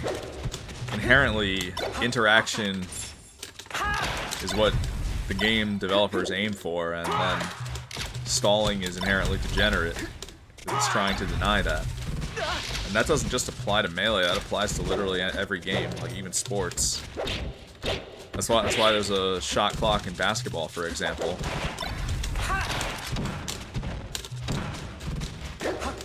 Without a shot clock, basketball is just a broken game where, I mean, your opponent would have to steal the ball from you, which is ridiculously hard to do.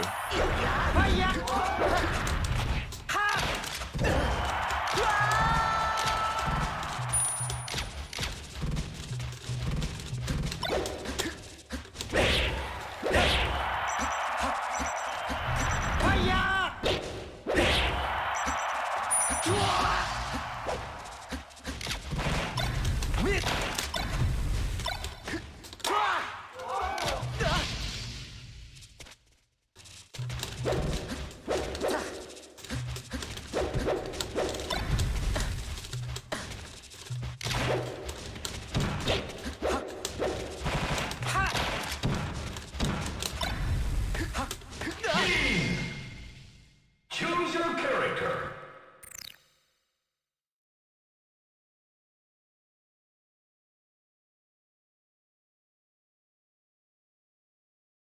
Yeah, Kikatsky, I definitely like pioneered up throw shine when it wasn't the normal thing to do.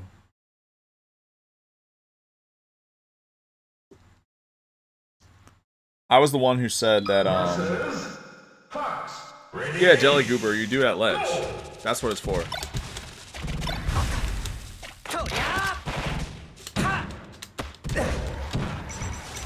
But I'm saying that I definitely like pioneered it, I would say.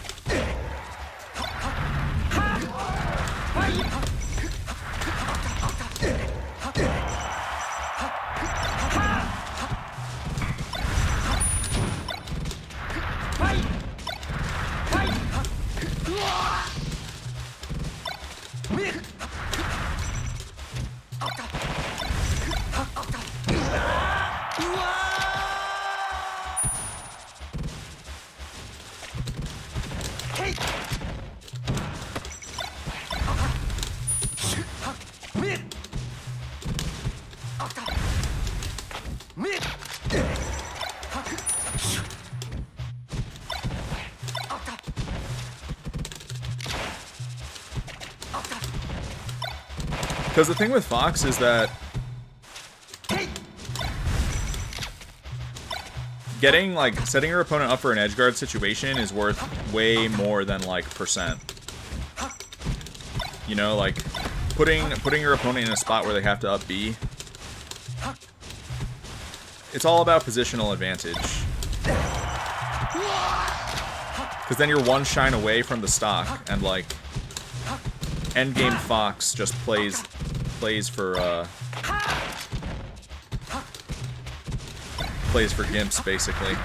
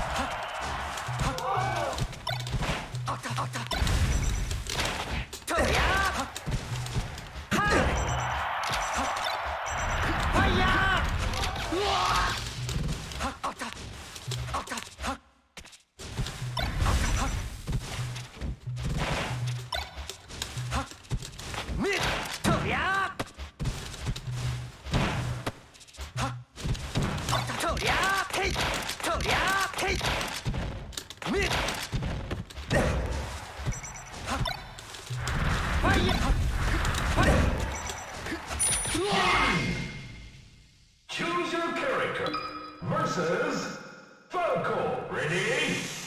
Go!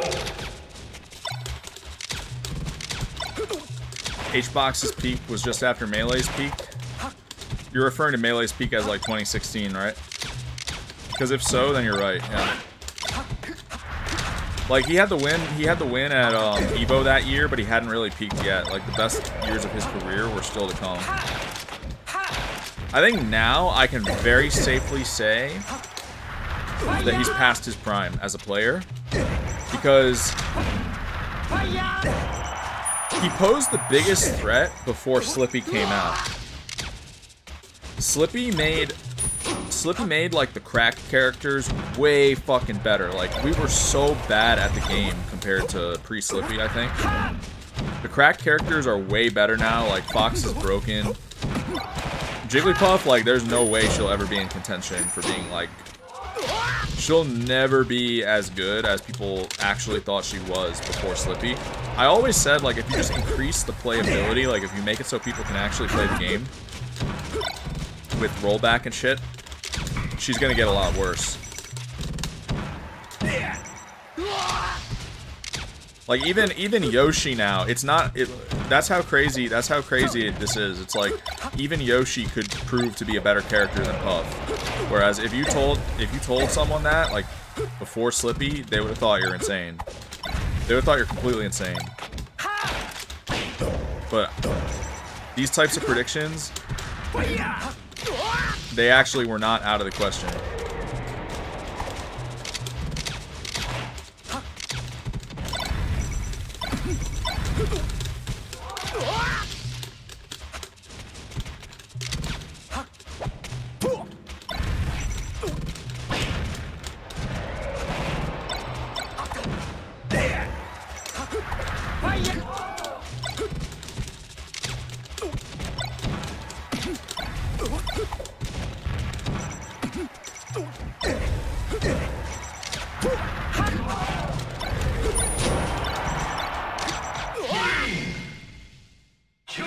Do I rate Yoshi better?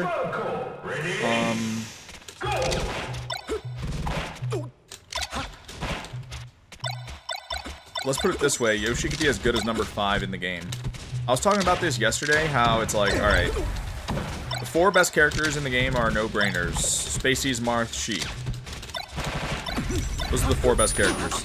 That'll never change. There's no way it changes, I don't think. It has to be those 4. Specifically, it has to be Fox is first, Sheik is fourth, and then the other two, Falco and Marth, are debatable. Never changes. But then number 5 could be Falcon, could be Puff, and it could be Yoshi. It can't be Peach. It can't be Peach. There's no way. Because Yoshi's got more potential than Peach to go up. That's true. That's actually true. I know a lot of people have been talking about that lately, and it's true. Which isn't even necessarily to say that Yoshi is actually better than Peach.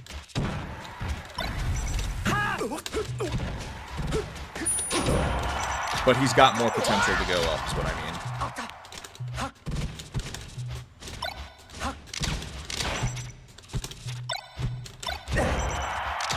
Am I a Climbers believer? Yeah, I think they're good. Definitely.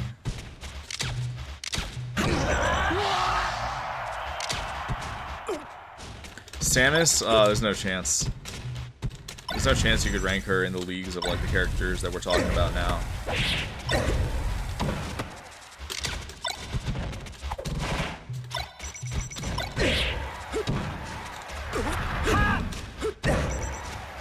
Wait. Slug's retiring? Wait, I actually saw he's not registered for Genesis. I was wondering, why is he not registered for Genesis?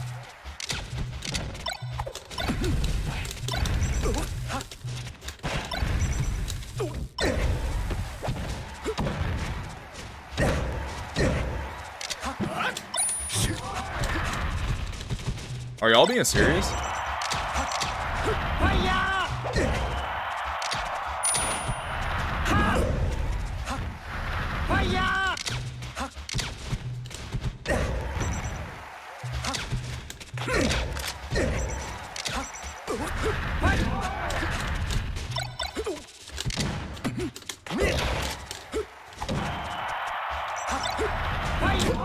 Why would he quit when he's literally at his best? That doesn't make any sense.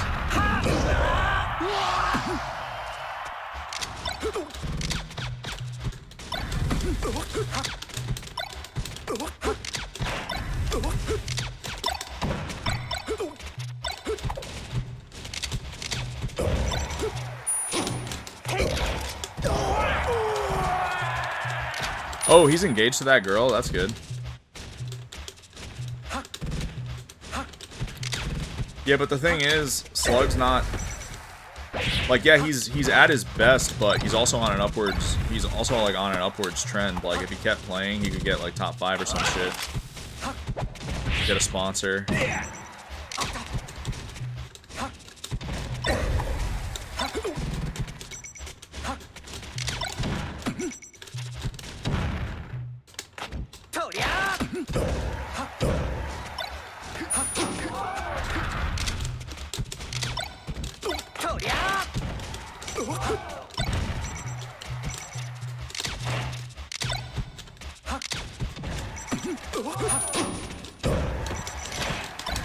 Holy fucking shit, bro. Who saw that? Choose your curses. Falco, ready? Go!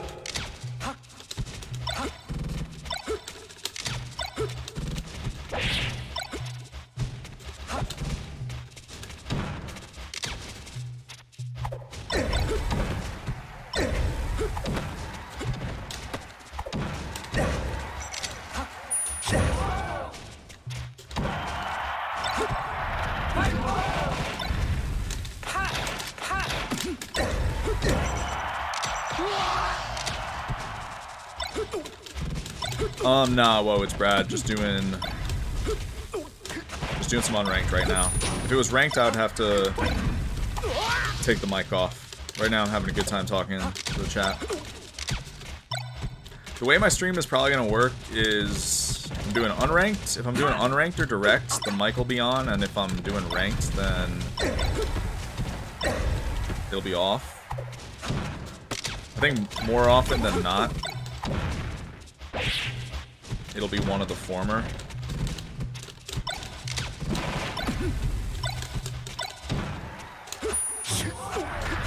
Like, I don't really foresee myself doing ranked streams that often.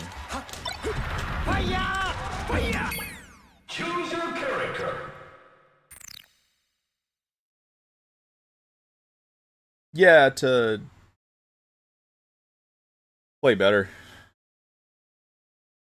Law for you. Ranked had a surge, and then it kind of died. It honestly like died kind of quick. It was like, all right, this is the best thing ever. You know, it had a fucking surge. It had a surge of viewership, but then the problem with it is that kind of like solo queue in League of Legends, it just ends up being something that the pros don't care about because you know it's not the real rankings.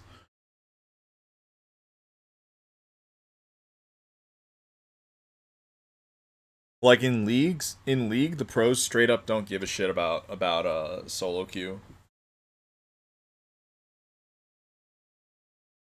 Ranked is kind of similar.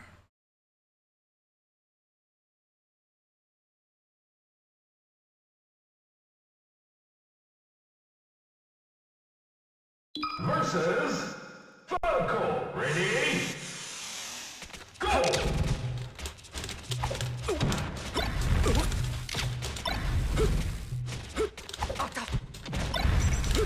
I think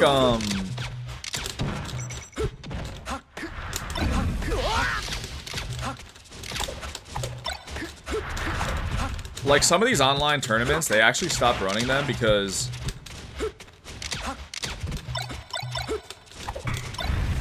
people thought that ranked was just going to kill them, but now I think there's like a need to bring them back.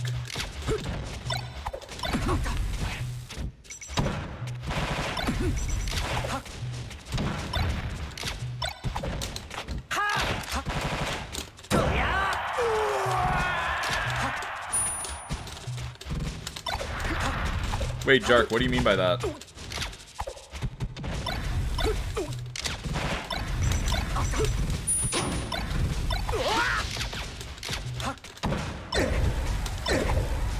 What do you mean by KR pros don't play solo queue? Oh yeah, there's hella win traders, that's true.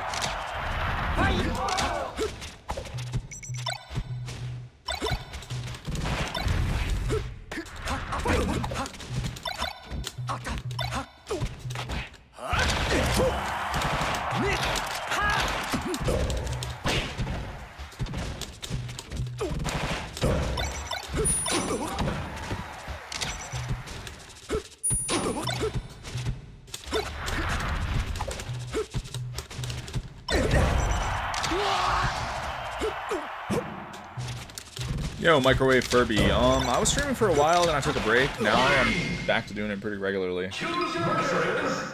Falco. Ready? Go! Beanley, it's like always been...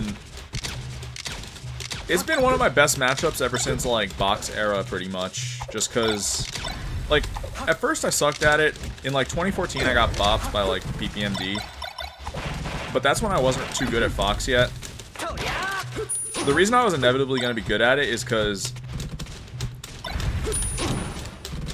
being like a shine out of shield plus drill heavy Fox is fucking good against this character.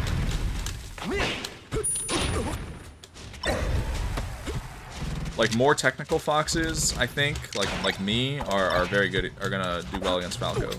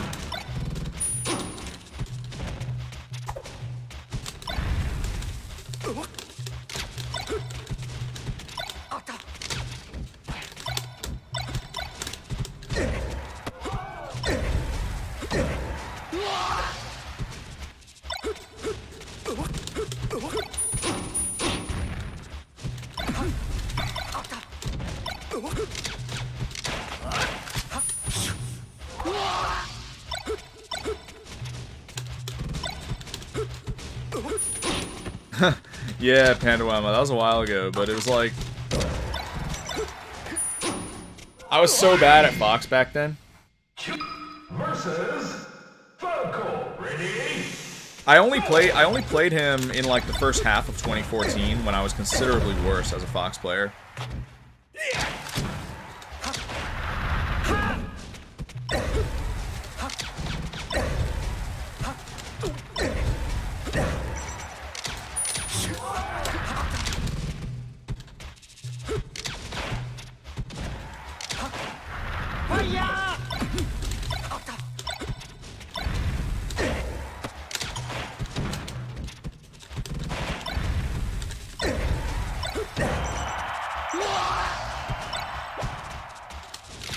Crod 111.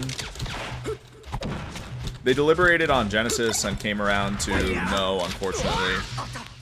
But hopefully they'll let me go to Collision. I think if they let me go to Collision, then that would basically mean that Genesis is the last tournament I can't go to.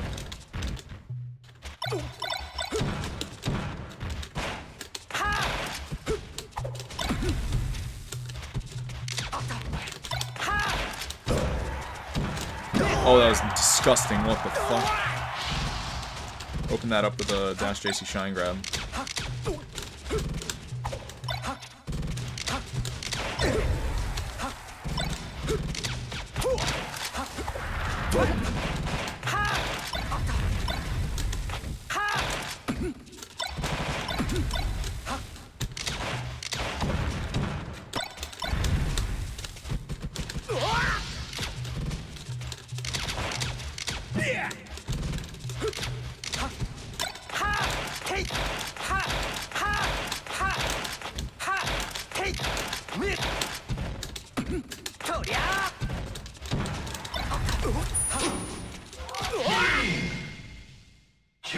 Versus Falco. Ready? Yo, it actually is a little bit crazy that HBox didn't face at least like a temp ban for that. I actually agree with that. I think he should have gotten a temp ban. I think he should have gotten a temp ban for that, I'm not gonna lie. Like 3 months or something, but guy's got a lot of power, so he gets a pass.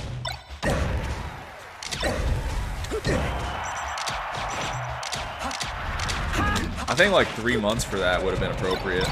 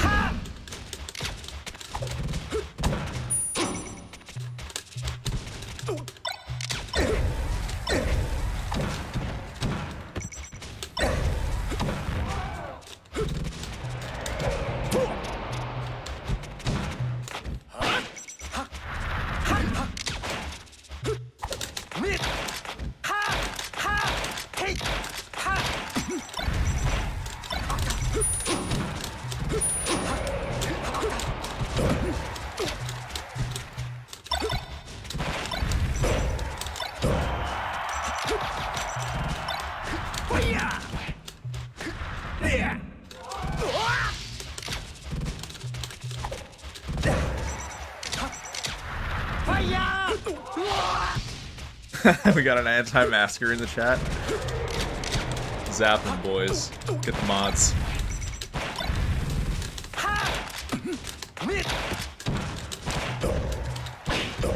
Wait.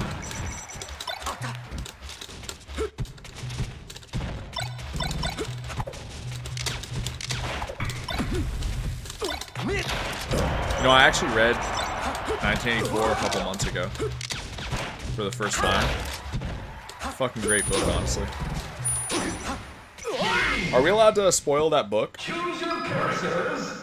Vocal. Ready? Like, does anyone care if we discuss that book?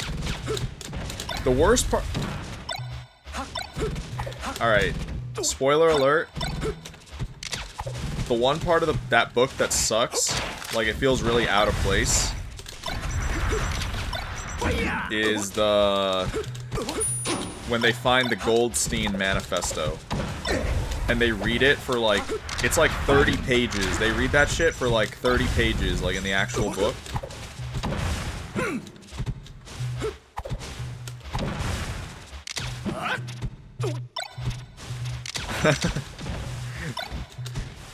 No, what I'm saying is, like, as the person reading the actual book, I'm like, this goes on for way too long. It didn't need to be this long. I was reading, and then I pulled up Amazon reviews for the book.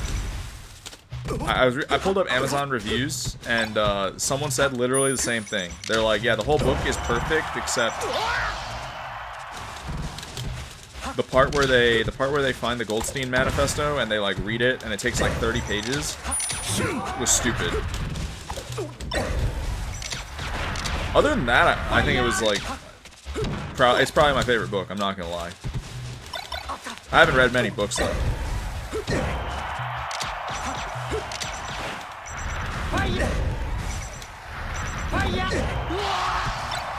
I tried reading Animal Farm afterward. I was laughing my ass off at like once I realized like what it was.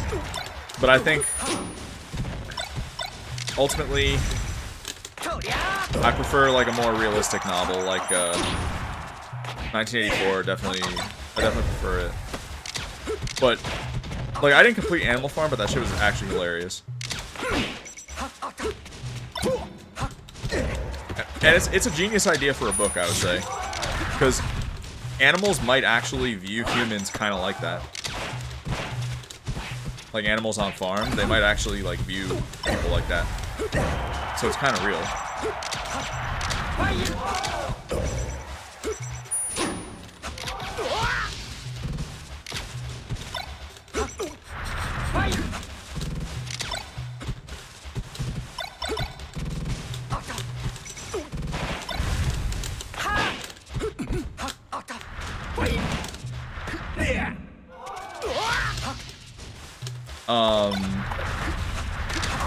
Weezin, it's like the animals have coherent thoughts and they basically view humans as like it's actually another book on totalitarianism, just like 1984, but it's from the perspective of animals that live on like a farm. The animals just talk about how like the humans took their freedom away. And they like plan coup d'etats and shit. It's pretty crazy.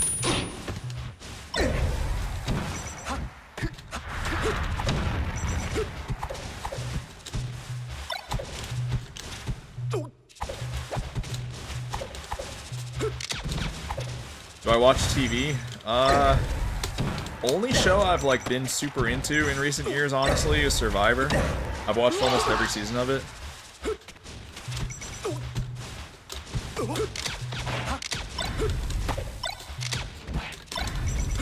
No, like I was into Survivor before before Kenny got into it, and so when I heard that he was going on, I couldn't believe it. He was good. He was good on his season, but his season is horrible. Like Gabon's a terrible season. So it's like pretty disappointing.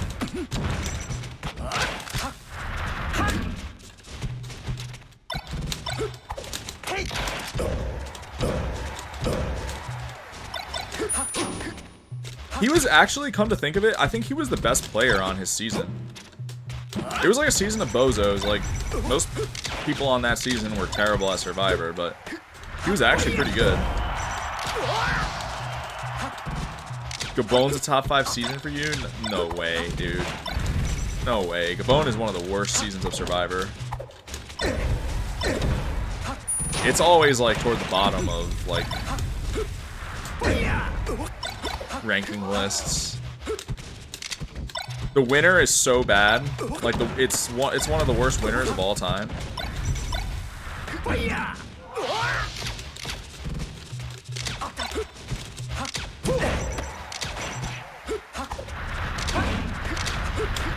The season that I like, despite how bad people say it is Thailand. Just because Brian Heidick is he's actually the best winner of, like, the original Survivor winners. And I don't even think it's close. Despite how horrible that season is. No, Thailand's not my favorite. To be clear, Thailand's a terrible season. But something about that season is like... It's almost like Zelda Majora's Mask, how, like, it's got these dark and gloomy vibes to it, and it's just, you know, at first glance, it's dog shit, but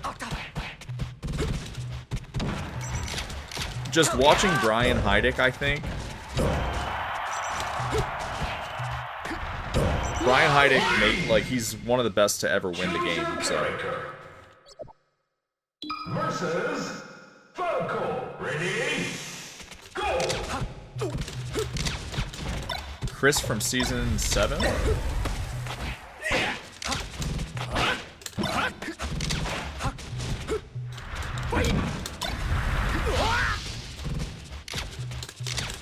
Well, yeah, Deviator. People hated Majora's, like, at first. Also, I drew that comparison because, like, legit, if you've ever watched Survivor Thailand, the whole vibe of the season is eerily similar to Zelda Majora's Mask. It's, like, gloomy as hell.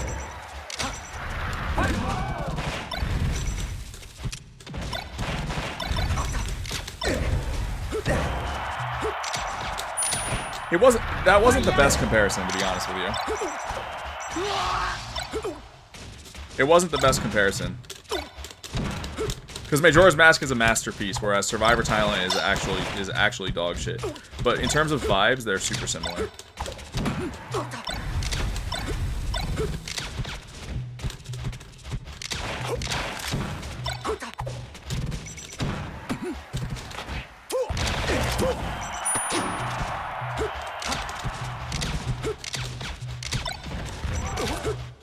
Does Survivor have a story? No, it's a reality TV show.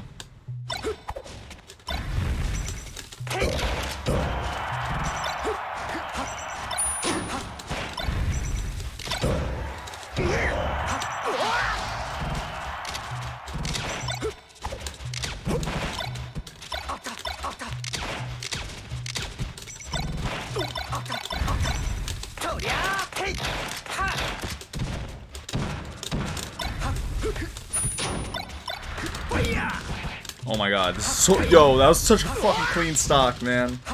That was so good. Shit.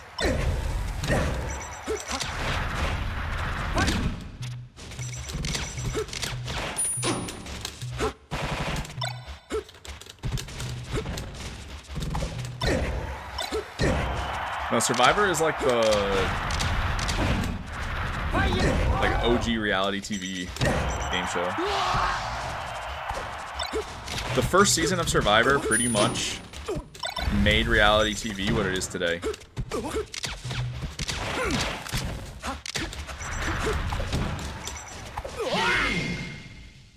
Yeah, he was.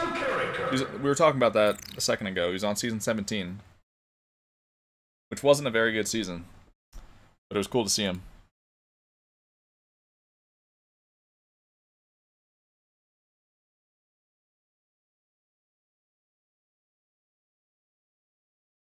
He didn't just make the merge, he almost won the season.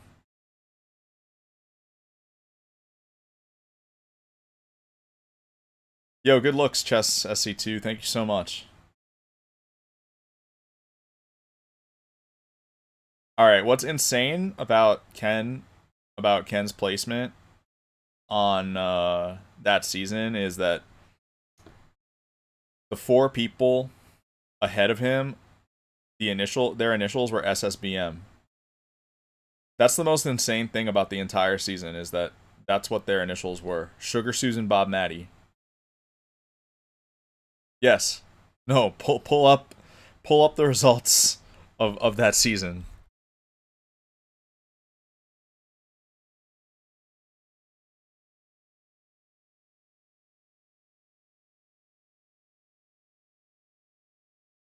Literally, Sugar Susan Bob Matty placed ahead of Ken.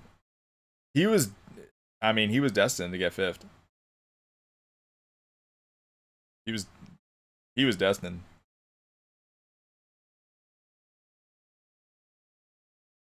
Really? M2K mentioned that? M2K and Ken used to not fuck with each other. I'm pretty sure. How did he get on, Jark? He I feel like they would want like pro gamers. Seems pretty understandable to me.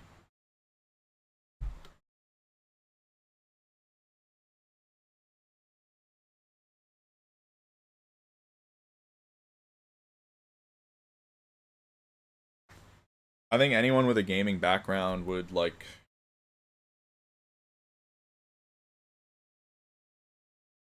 that'd be someone that they would be looking to have on their show. Yo, thanks, I Am Shine. I appreciate that. I mean, Ken was the best player of the season. It's like very often that the best player doesn't win the season because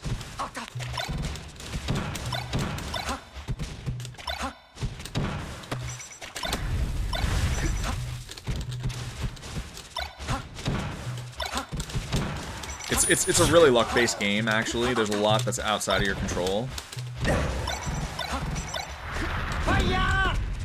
And many people that have won the show or like gone on the show have said this straight up. Like Johnny Fairplay gave an interview that I watched once, and he's like, Survivor's like 40-50% luck. I mean, there's just too much out of your control. So I mean, I agree with that. Like, how do you know that the people that you align with aren't going to backstab you? How do you know that other people aren't going to vote for you? A lot of this can come down to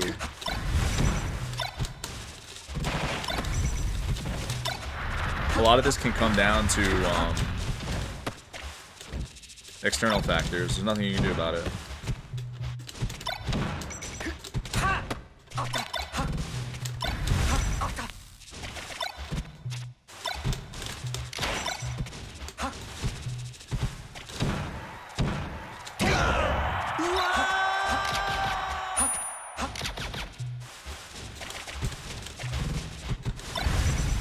No, that's literally not true. YVS Tech, that's just not true. Like, think of Rob Sesternino. Clearly the best player on his season. Clearly Rob Sesternino is the best player on Amazon. Jenna Maraska is such a bad winner. Literally, Rob Sesternino doesn't win the season because he steps off of the rock in the final immunity challenge. That's the other problem, is like you kind of almost like have to win. I don't know, it's really tough to play a good game and then make it to the final immunity, and it's like you still have to win.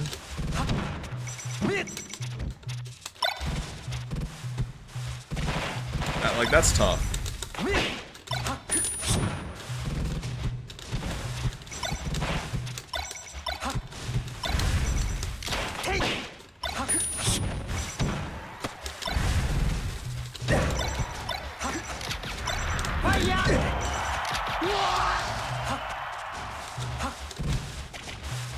Oh yeah, Z Sarks. That's absolutely a thing.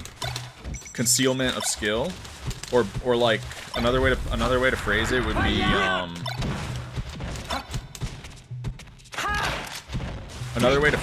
be making sure that you keep other people as like meat shields strategically. Like ideally, you don't want to be the next biggest threat. Or, I'm sorry, you don't want to be the biggest threat. Ideally, you're like the second or third biggest threat.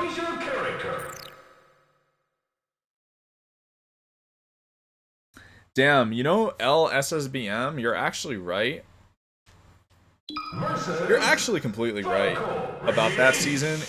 when Wu brought Tony, Choose your character. when Wu brought Tony to the final, that was fucking stupid. That changes the whole outcome of not just Survivor, like not just that season, but then the fact that Tony goes on to win another season. It's like it actually changes everything that Wu took him to the finals. Because then Tony gets re-invited and he wins his second season. It's a crime that Russell never won. I don't know. Russell was always the best. He was always the best at getting to the jury, but he truly had no jury management skills. Like, you had to make a better effort to be charismatic and appealing to the, the people that are gonna end up voting for you at the end. He made no effort. Just straight up none.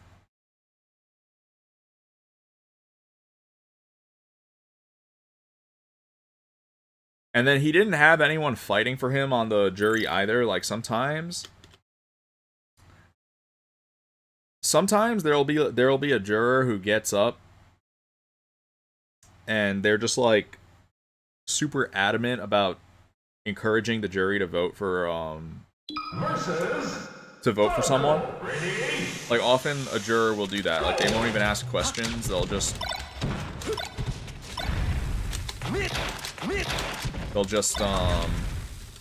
encourage people to vote for a specific person.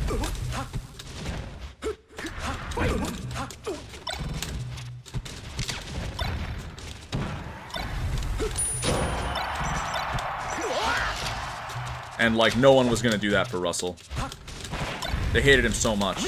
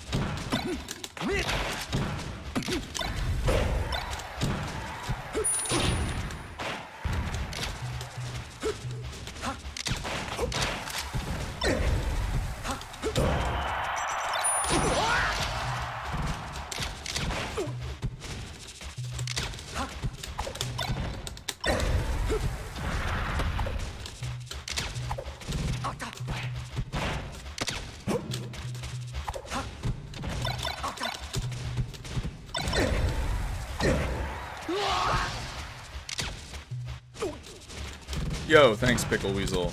I'm capable of a lot better, but yeah, it was cool to be back. I'll be there again tomorrow.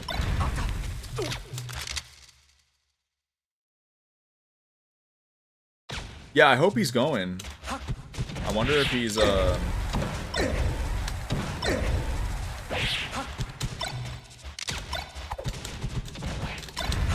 hope he goes tomorrow. Because I'm probably, like, better than everyone else there by, like, a pretty solid amount. Versus Dr. Mario. Ready? Go!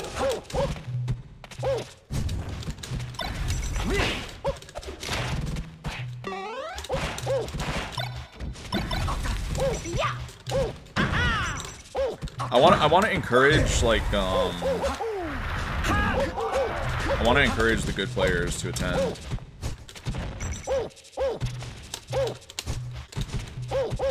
Because even though it's not my event anymore, I still feel like...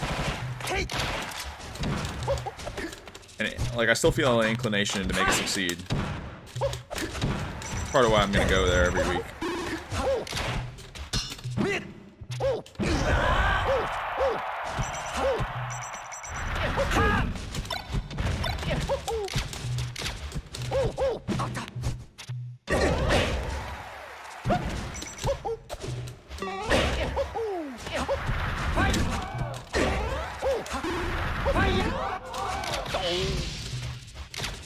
Am I gonna try to go to Gommel? Yeah, definitely.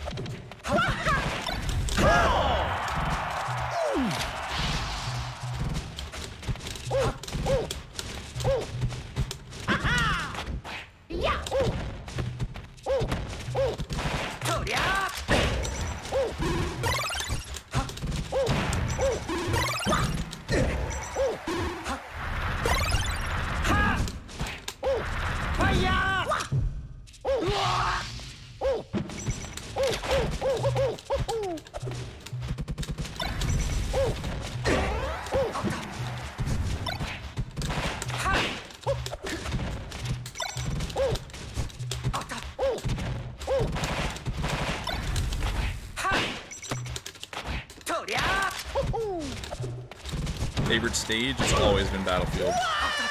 I'm literally the one who put New York onto Battlefield.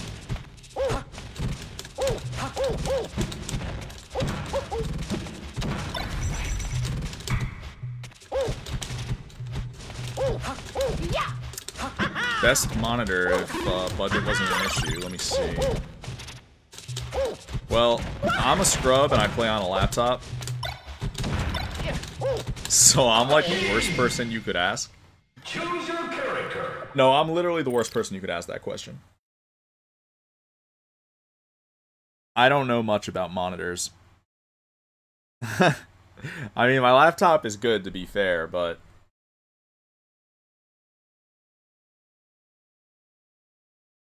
yeah, I'm not the right person to ask. Callum, the thing about Battlefield is, like, it's just the most competitive stage.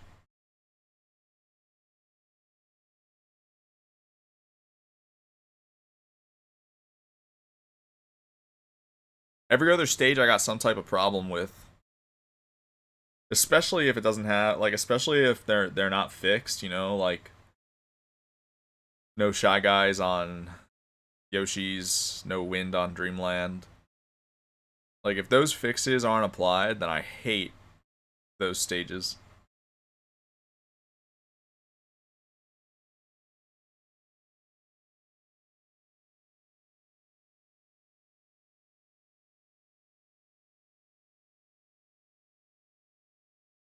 But I always want to pick Battlefield in games.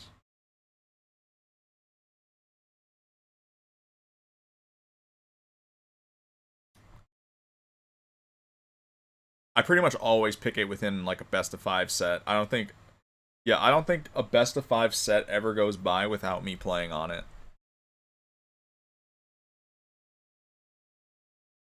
And, like, in matchups where there's no clear counter pick, I'll always pick it. Versus Falco. Ready?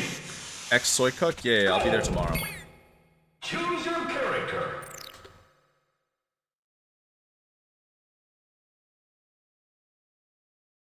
Also, let me try to find, like, a pro to do, direct with.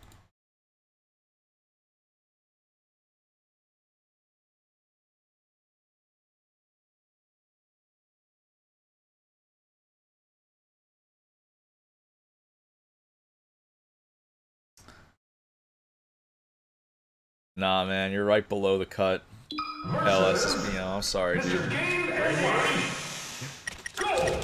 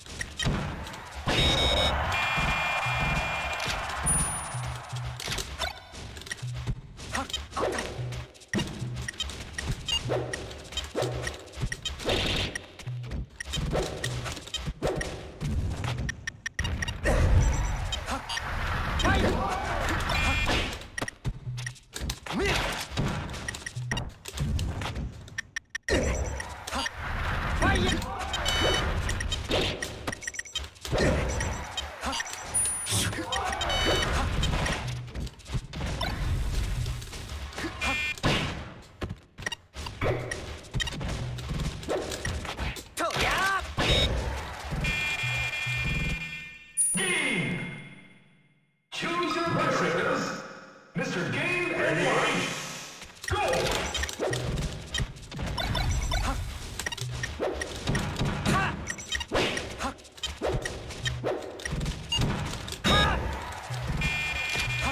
Jesus, this character sucks dick.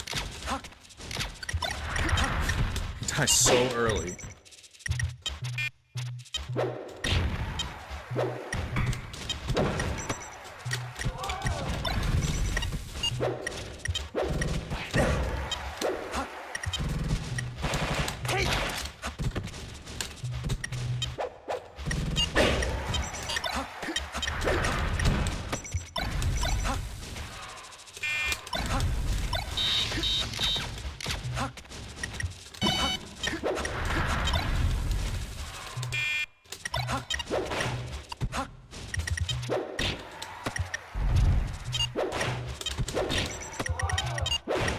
Yeah, I don't know. He's like... He's just like rushed as fuck. He's like the most rushed character. It's really weird how many aspects of him just don't work.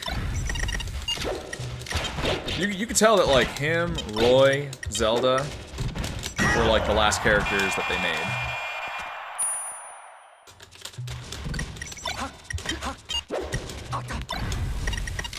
I think someone said that, someone told me that they literally like copied Mario's stats and gave them to Game & Watch or something like that.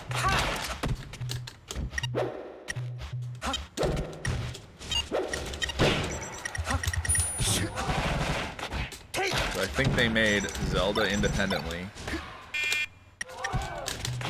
I don't know, but Zelda, what's really interesting is like, they clearly put way more effort into Sheik. Which is interesting to me because she's more of, you know, she's the less popular of the two characters. Zelda is like super iconic. I would have thought they would have made Zelda busted, but Zelda is actually feels like she was one of the last characters that they finished.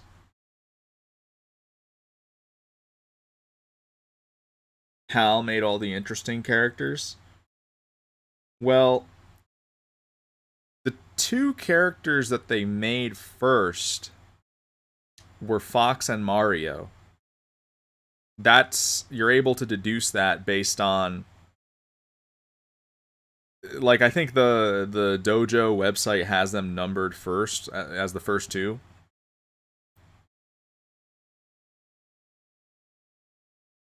So that would mean no, I don't believe in the theory, because that would mean that HAL made Mario, and I don't think Nintendo would have ever allowed that if Nintendo was going to have some kind of creative direction. I think Nintendo definitely would have made sure that they had design rights over Mario. Yeah, but what's so weird is that the game is made by HAL, but they let Kirby be as bad as he is. Who they thought was best? To me, it feels incredibly obvious that certain characters were designed to be the best. Namely, like Spacey's Marth, Sheik, and then some characters are like accidentally good, like Puff. They definitely didn't see they didn't see that Puff would be good. She's a mistake. She's a complete mistake. She's the biggest mistake in the game.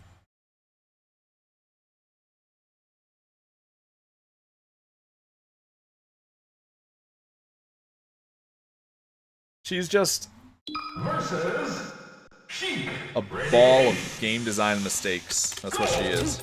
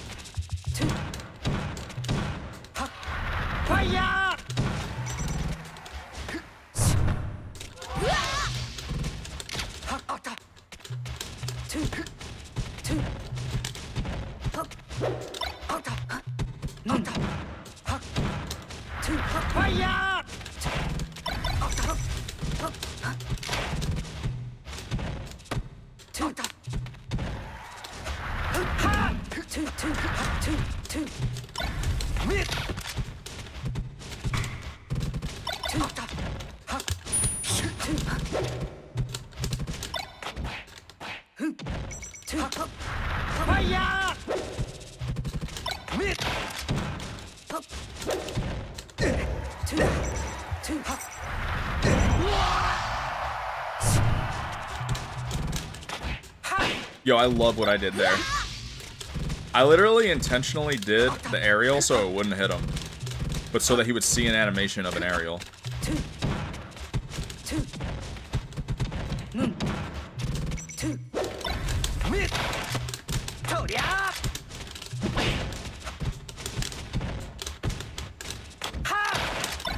You know, that's similar to this one thing I saw Amsa do. Amsa did something smart as fuck against Hungry Box. So, it was like, he had a rest punish opportunity, right? He had a rest punish opportunity, and he intentionally like missed multiple forward airs. Like, he put out the animation and he missed the forward airs, so that it would screw up H-Box's tech timing. Yeah, it's hella smart. Like, putting out the animation, that's a legitimate bait that you can do. I mean, I literally did it there, so when Inky, like the Sheik, was life shielding at the end, so that he thinks, I don't know, like, I just want to make it look like, oh, nice. I just wanted to make it look like I'm gonna hit him, but then, you know, you go for the tomahawk grab.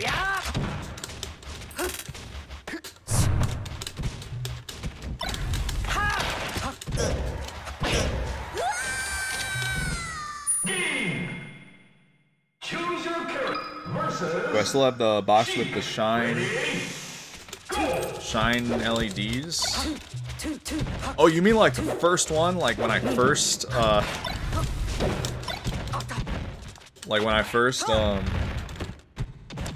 told the community that I'm gonna be using the box? No, I definitely don't have that. That's from a long ass time ago.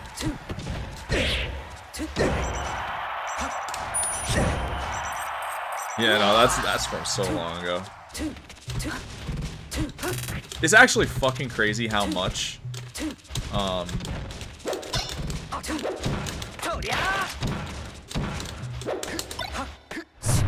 much this one project changed Melee. This one project definitely,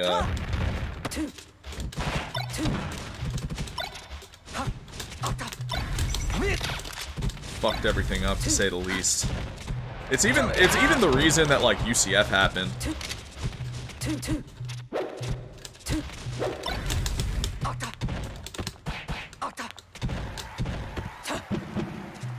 Because as we were talking about earlier on in the stream, UCF is literally just a box. It's literally like a box equalizer, but they acted like that's not what it was.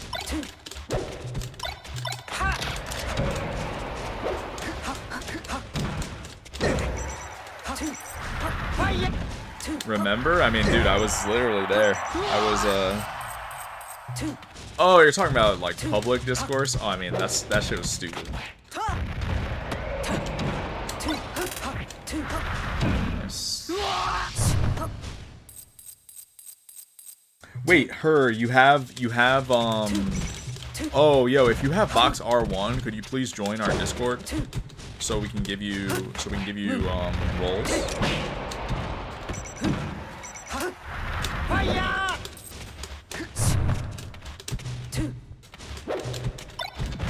Also, it's funny you ask, like, if I'm using R1 because of the way I'm playing. No, so I use R2, but I absolutely play as though I'm using R1. You're in the Discord? Hold on. Do you have the did you post in R1 verification? Did you post your box? Ready? Go!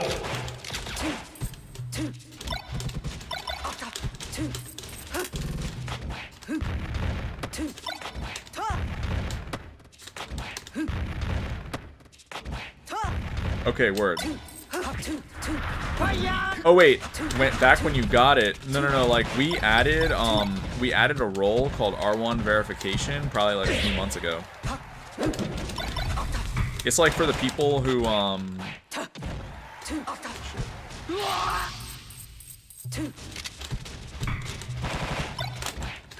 it's for people who have R1s basically. So like if you're talking about back when you got it, that was like 4 years ago. Oh, yo, could you post a pic? You'll see the channel. It's called R1 Verification. Alright, sick. Yeah, one of the mods will give you, one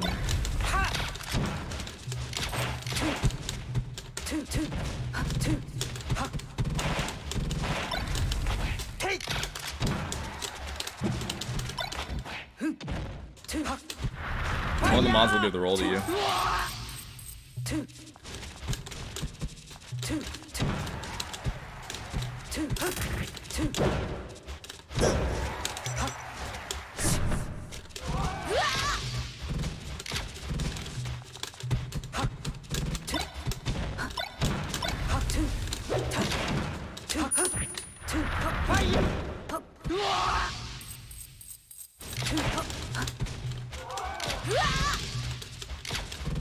Oh, I'd be super down to play Wizzy. We've been having good games recently.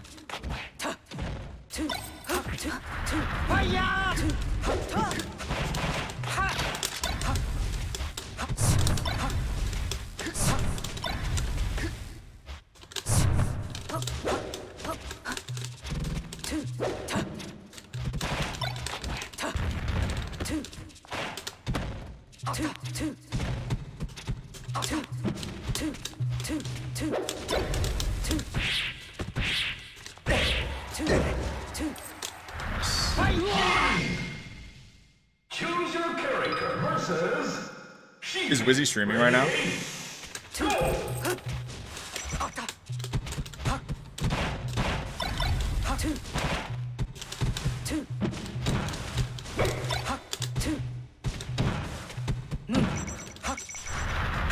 Yo, someone ask him if he's down to play.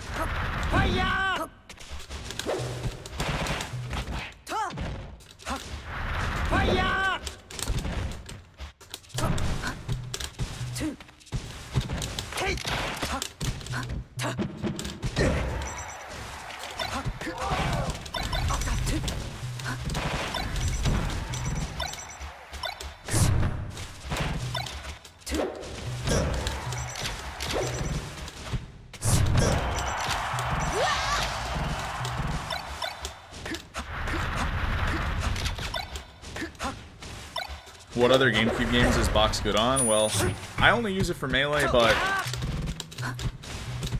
a lot of people love it for 2D fighters. I mean, I'm sorry, not 2D fighters, just 2D games in general. Like my boy plays Fire Emblem on it. He swears by it for Fire Emblem.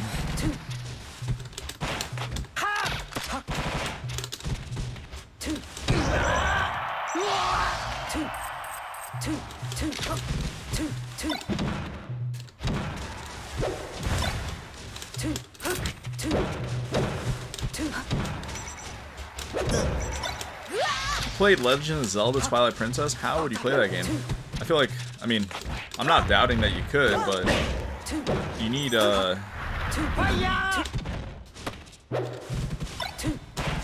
you need an analog stick?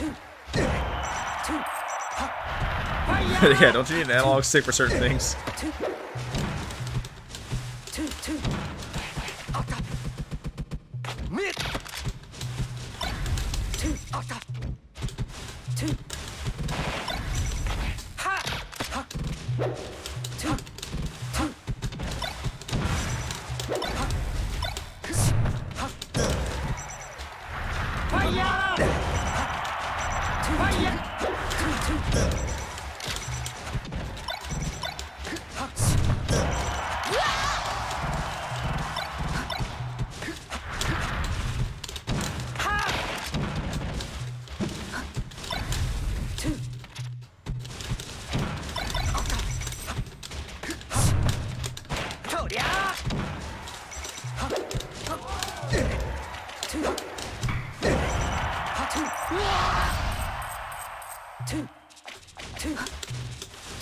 No, I think box has to be banned in like any type of speedrunning competition.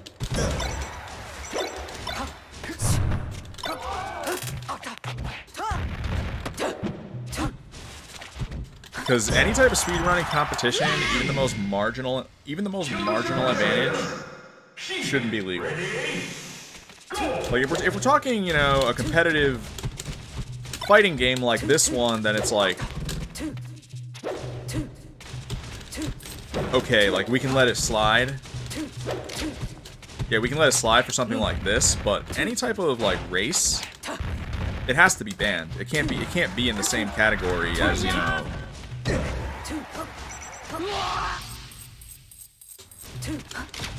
Well, okay, it depends on like how analog the game is. Like if you're playing like Mario Bros 1, okay, then I don't think box is gonna give you that crazy of an advantage. I could be wrong, you know. This is just like admittedly I'm not an expert when it comes to this, but I would think if the game is like simple, like Mario Bros 1, it's not gonna give you that crazy of an advantage. But if the game is like true analog, then I would think, you know, you could definitely do some jittery shit that wouldn't normally be doable. Yo, Rossi, what's up, man?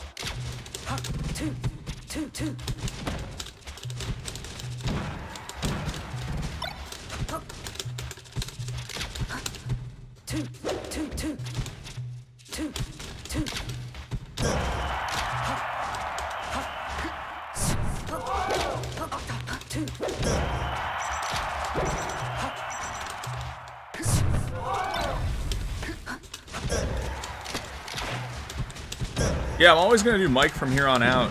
Just maybe not when I play ranked. Yeah, I think when I do ranked, it's probably gonna be try-hard mode.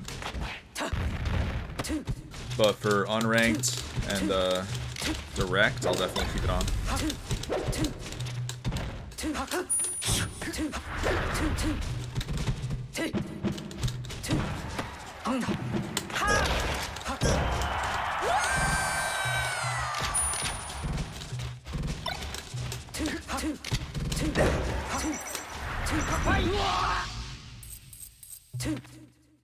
Oh, her. So like, yeah, if you use the newer software with R1, we took that off. That's true.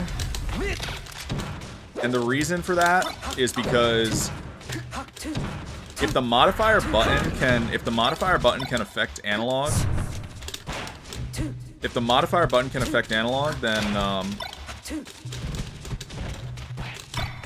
holy shit.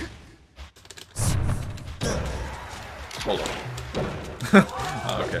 If the modifier button can affect analog, then that means it could act as like a dual input. Meaning, it could act as simultaneous, like, directional change with analog change. So I realized, like, that's actually disingenuous. That actually shouldn't be legal. That's why it got banned.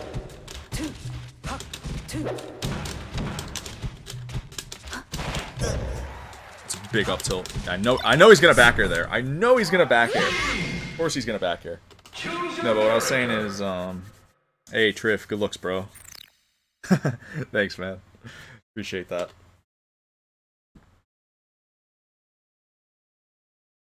Yeah, Huff, it's gotta be illegal. Versus Jigglypuff. Ready? It's gotta be illegal because it's simultaneous direction with analog. If that makes sense. It's like a double input.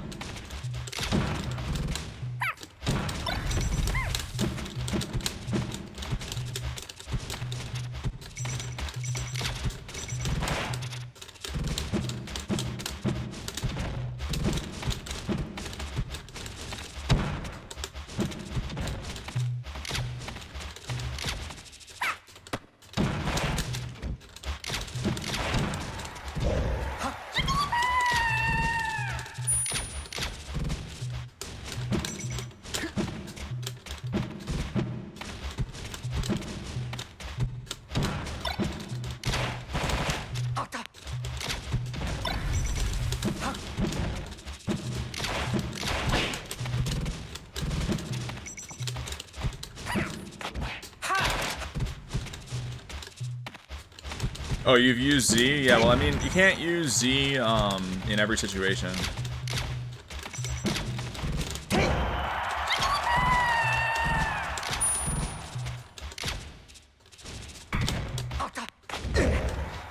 You can use it in buffered situations, which is like most of them, I would say, right?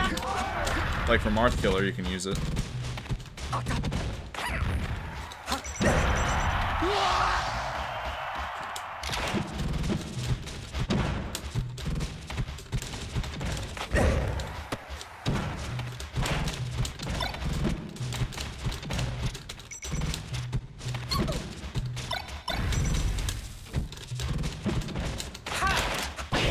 Disgusting.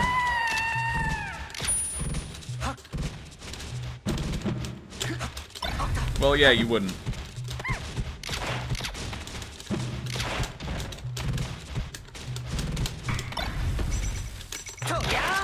On R1,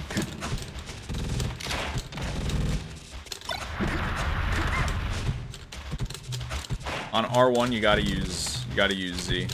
There's no way to do it with the L or R button. Game. Chew versus Jigglypuff. Ready? Go.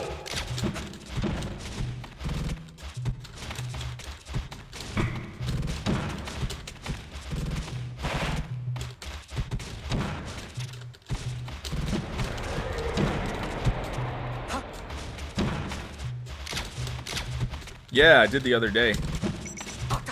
Stay Finn. I fucking farmed that day.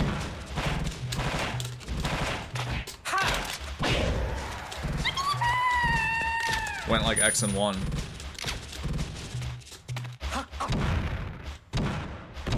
Yeah.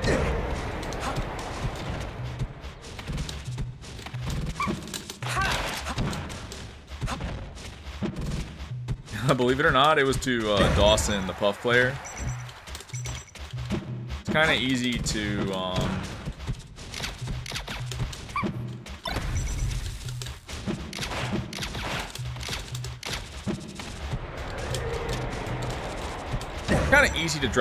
drop a set to a Puff. I feel like it's such a volatile matchup. You know, you could go down 2 games. You could go down 2 games in it. Shit could just happen. Do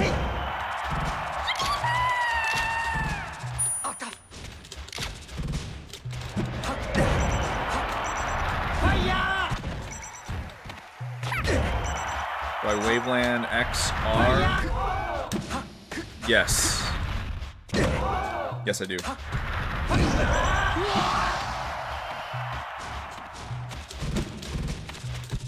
Because the initial decision to jump, is always X, right? The initial decision to jump is always X. So Y is like, you use the Y button only when you know it's... You use the Y button only when you know it's a wave dash. If it's a waveland, then you don't know it's a wave dash.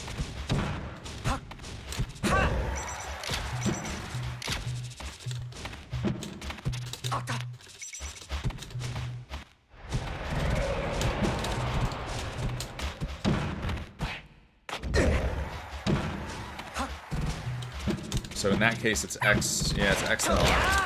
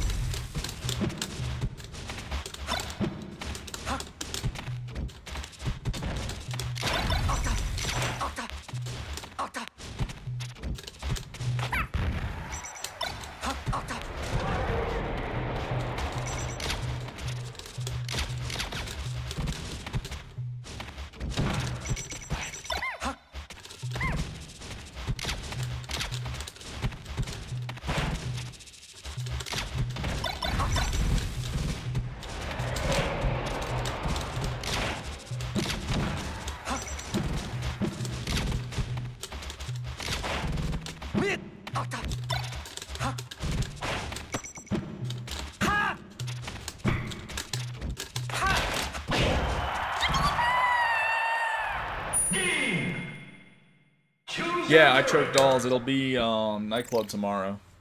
I'm always gonna be there from here on out. Super excited for that. Last time was fun, but I think this time's gonna be better because it was a little socially awkward last time around, seeing some people for the first time in like 3 years. For a major, I hope Collision lets me play. Fox, ready? Is Aklo gonna be there tomorrow? I don't know.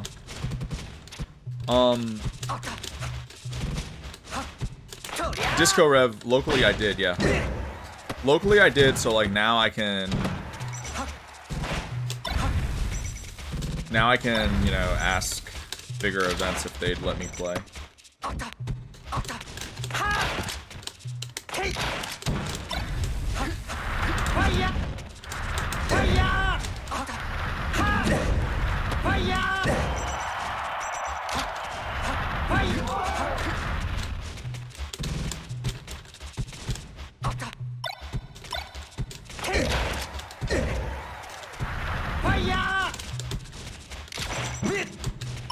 Do I think I'll get the namesake back?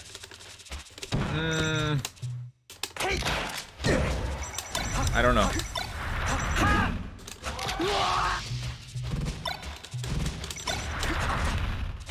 Definitely not anytime soon.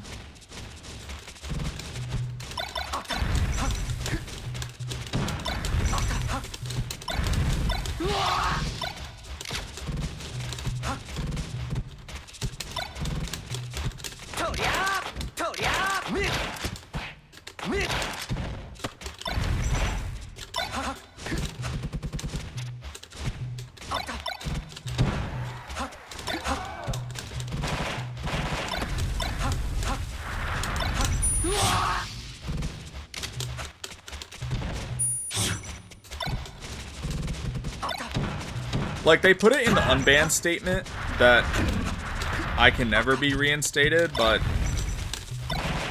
I really think that whole thing is gonna, like, loosen up as time goes on. Like, when I was there last week, it didn't feel like, you know, they were actually being, like, that strict. But at the same time, I don't really think I want Nightclub back. I think I'd much rather be a competitor because they need top-level play. They actually need me there more as a player than as a staffer, like, by far, I would say. They need a level of play to be good. Choose your character versus Fox. Ready? Because sometimes, like, okay, sometimes they'll have like grand finals where like there are 2 top 50 players or even 3, like in the top 3. But other times, it'll be, like, really weak competition. I don't want to say really weak, but, like, you know, on a national scale, it's just not very impressive. Sometimes that'll be the case. I think with me being there, just making sure that, like, every time it's, you know, high level, that's a huge improvement to the event. Alright, peace out, Cal. Thanks for tuning in.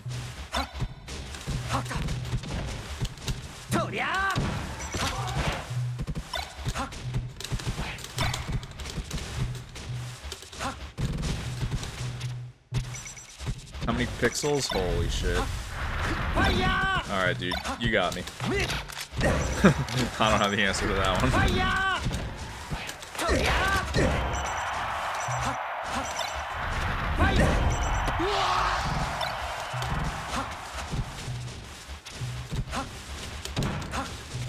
Yeah, well, the thing is, Stathan, I think, like, realistically, there are only 2 locals where you could get the level of play to be high.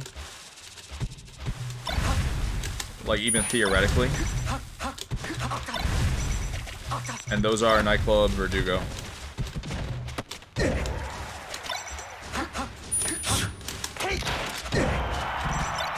Yeah, SoCal, NYC.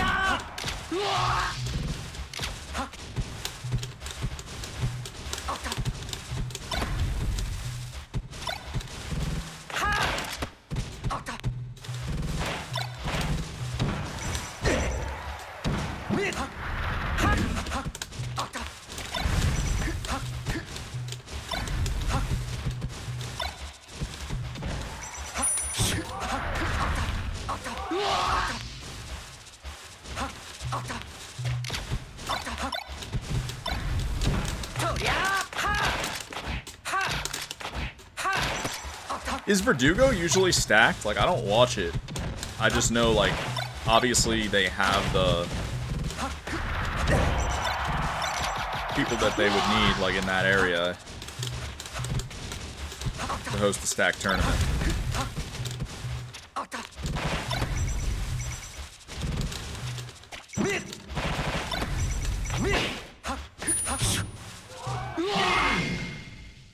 Choose your character.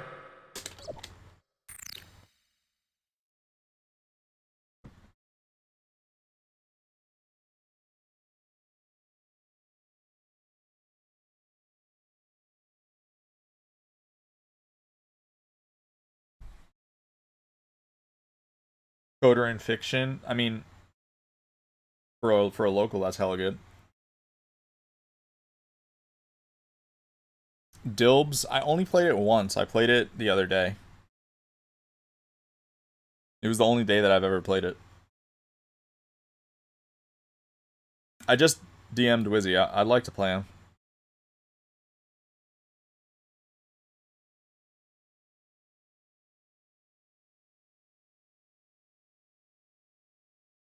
Yeah, if I was gonna do a ranked stream, that would be the focus from like the very beginning of the stream. So like today it's Mike plus. Today if I'm doing a Mike stream, it's gonna be either unranked or direct.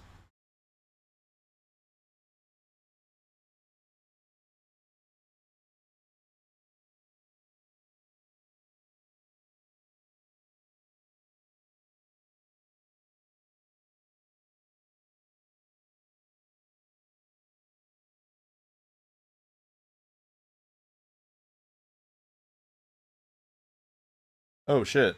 How old is he? Like 24, 25?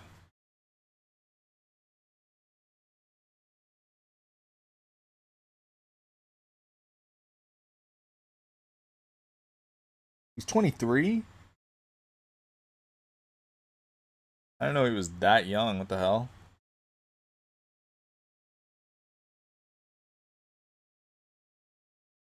That actually answers why his reaction time is insane. That's really young.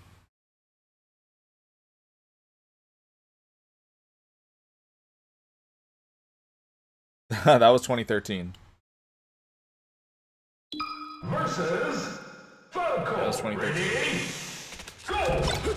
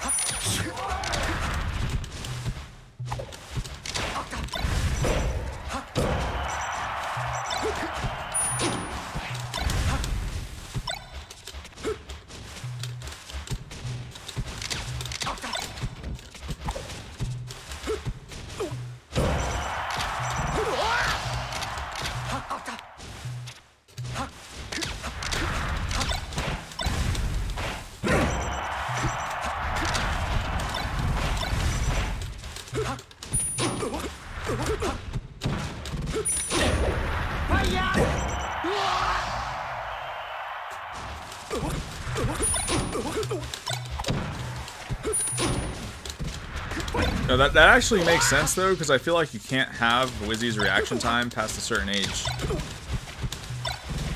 Also, low-key, I feel like his reactions might be getting a little worse.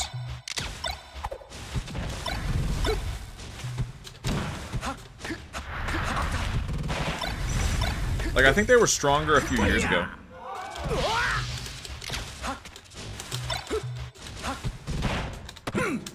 Yo, Dark Triad pants.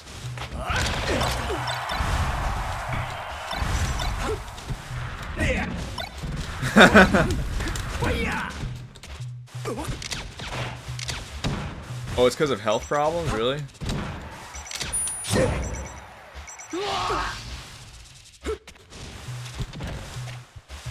Let's see.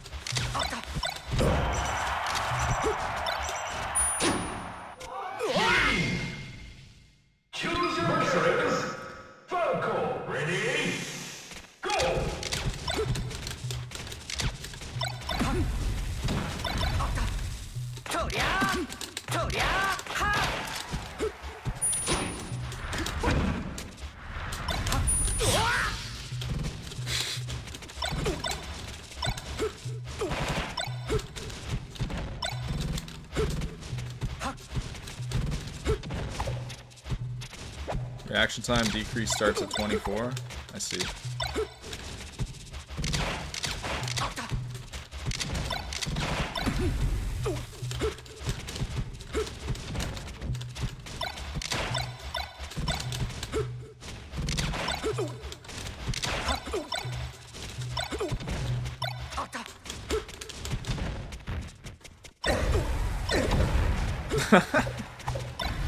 Yo, what's good, Nez?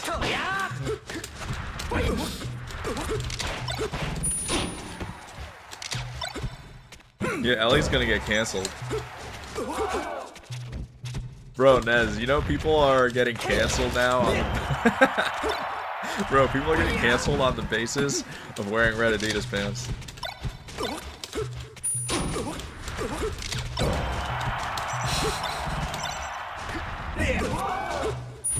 Bro, people are literally getting canceled.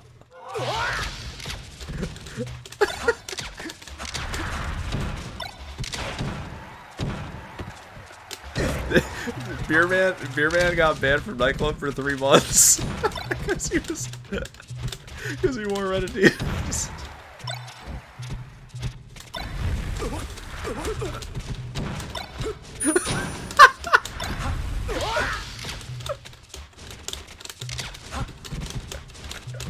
No, I'm dead ass. They banned him because he was the one who incited. He was the one who incited the mob.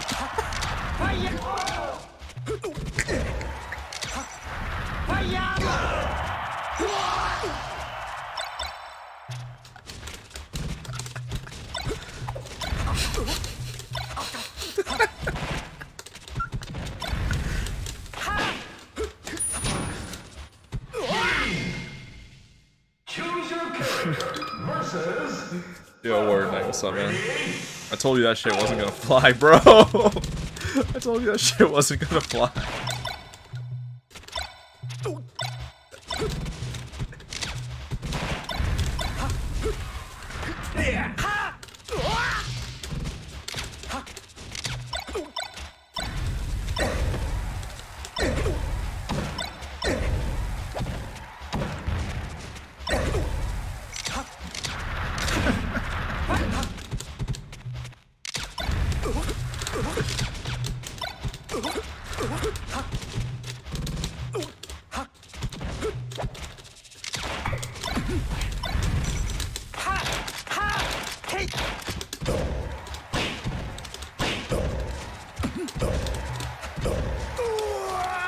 that was gross.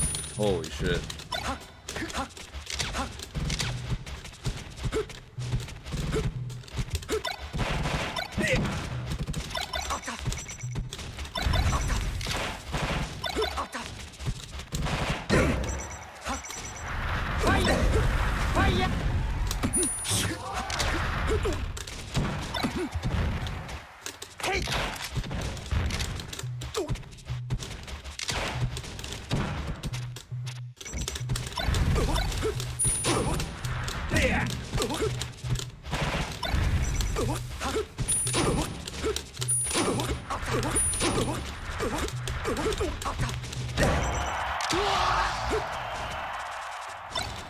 That's actually fucked up. Oh my god, Admiral Eggroll, that's fucked up. Yo. That's so fucked, man. Holy shit. He wouldn't be able to tell. I mean, you can't ban him at that point. He could claim it was. He could claim that shit wasn't red. Oh my god.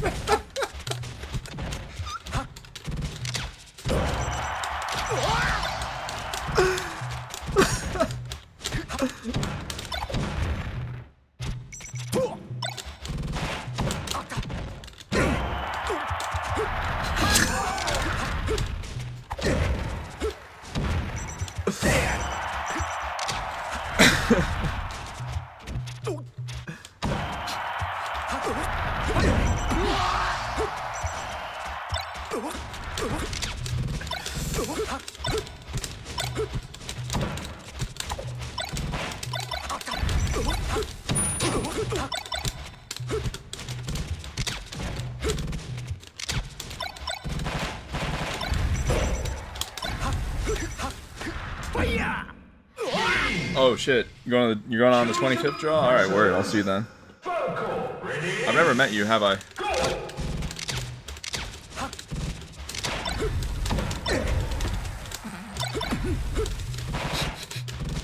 All right, man. That'll be sick.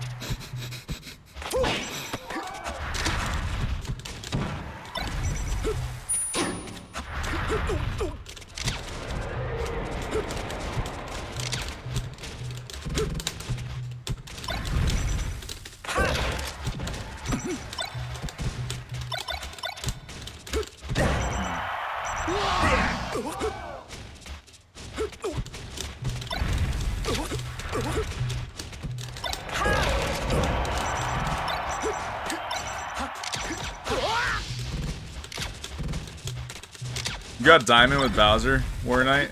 What's your win rate? What's your what's your win loss?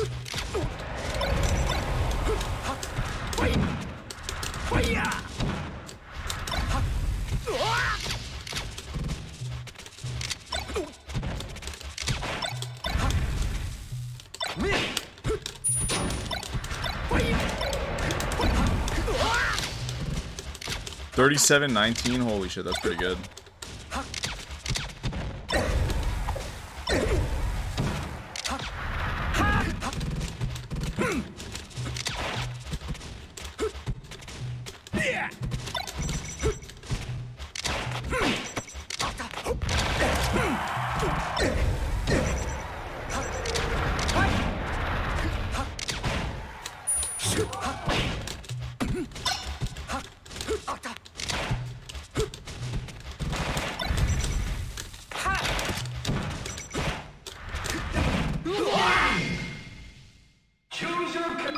Yo, Jaw, I'd be down. If Wizzy didn't get back to me.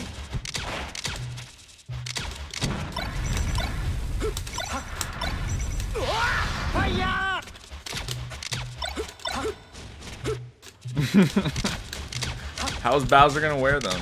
Dude, there's no way Bowser can put those. There's no way Bowser can put those on. His spikes would pierce them.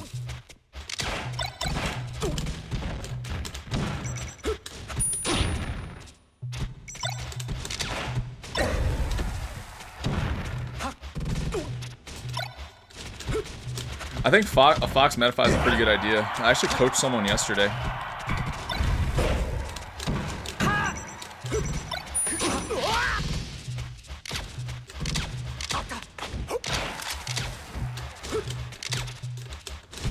My coaching, though, like, I would probably mostly play the person and then give them tips.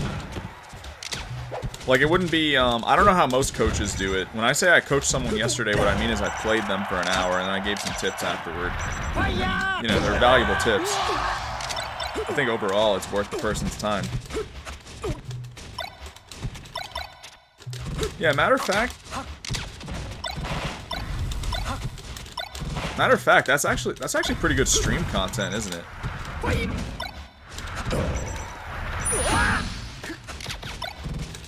Does anyone stream their coaching?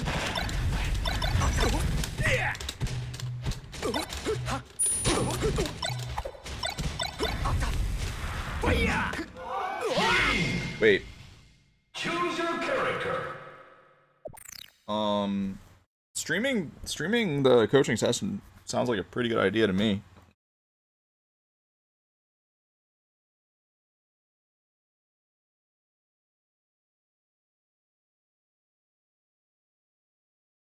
If people would be okay with me streaming, then I think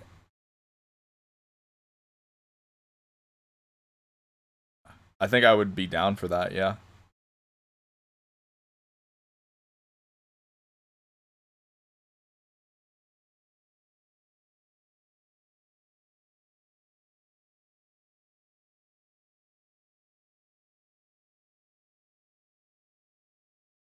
I'm surprised that compromised PP's viewership. I feel like that's his thing.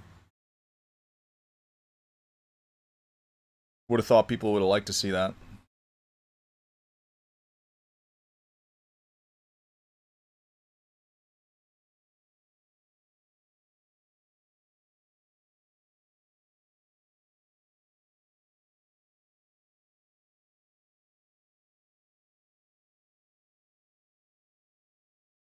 Versus Peach. Ready?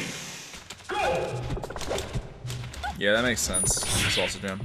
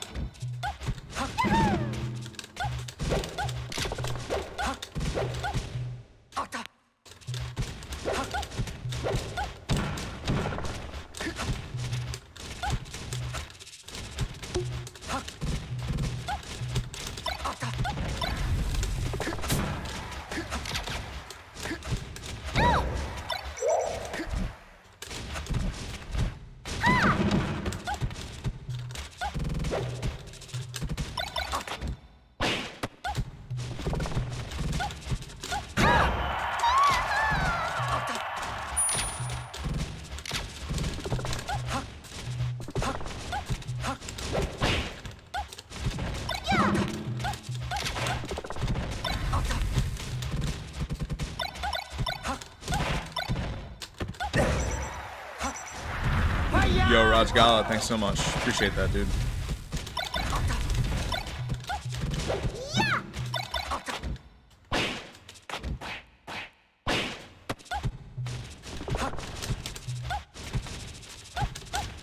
At first, I thought about the B-Bat's number of sets played as insane, but then I realized that I like tripled that last year.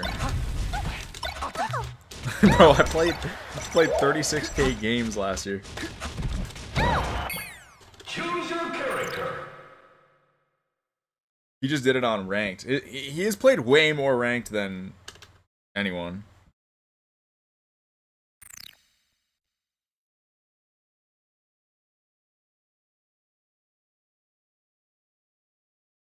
Oh shit, that's true. It's sets. It's not games. Oh damn, then his number of games then, that's actually like on par with the rate that I was going at.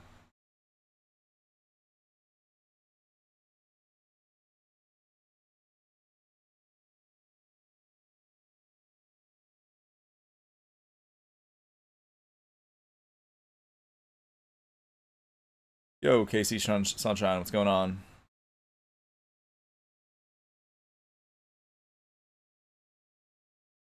Damn, I would really like to play someone good right now. Is there anyone good streaming on East Coast? Wizzy told me he's doing something with his stream. Versus Sheik. Ready? Go!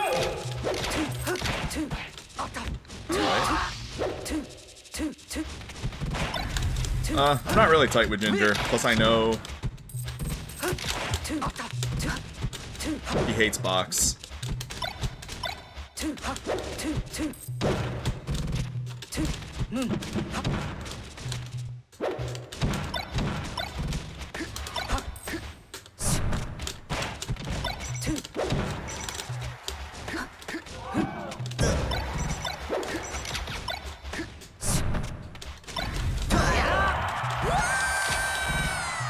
Yeah, Mech's a fucking Ganon player now, though. I don't know why. Why would anyone do that?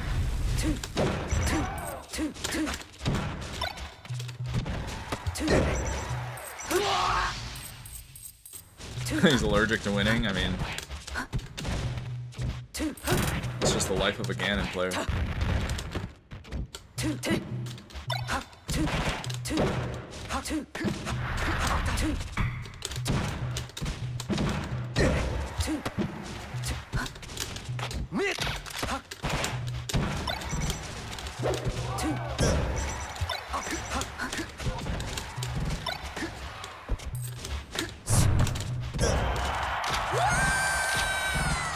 Mex Ganon is awful. Yeah, I feel like it's just.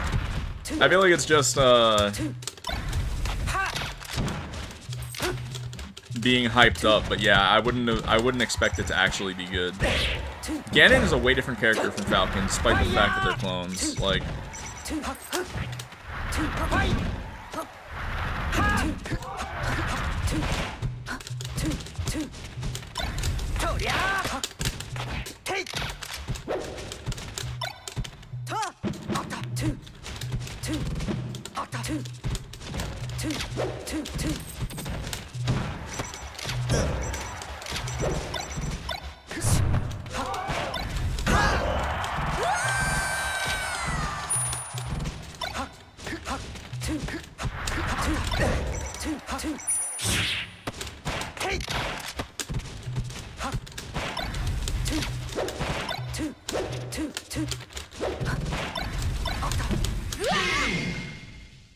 Choose your character versus Sheik. Ready? Go! ZZ Biggs, I don't think they give a shit, honestly. I don't think they give a shit. I know only like a few people that said that that was like valid. Like S2J, for example, gave me a pass back in the day. He would be like, yo, I think this shit is cheating, but like, you have to use it. I think now, though, they don't give a shit at all.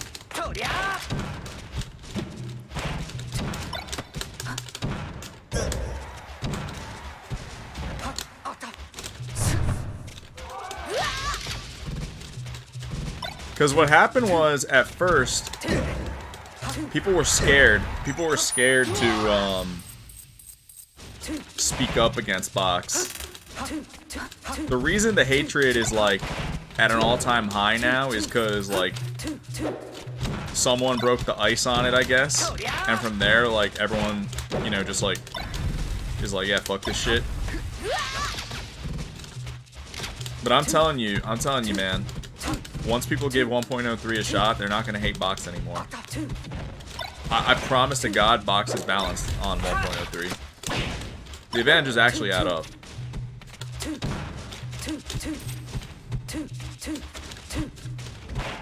On UCF though, yeah, that shit is questionable. It's questionable.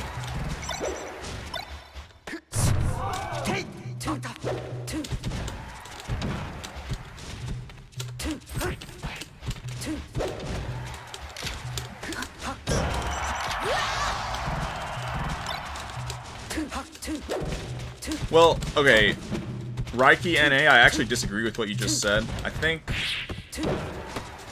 No, I actually disagree with what you just said, because I think boxes are overall a stronger controller than Goomwave. It's just...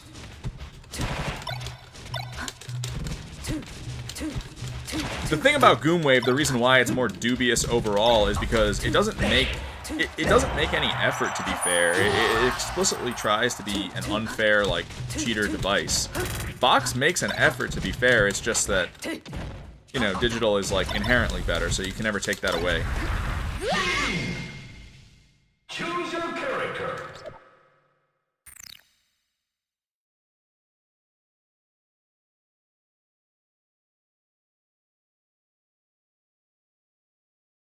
Personator, lead times for boxes ordered in November. You'd be looking at, like, I think late February.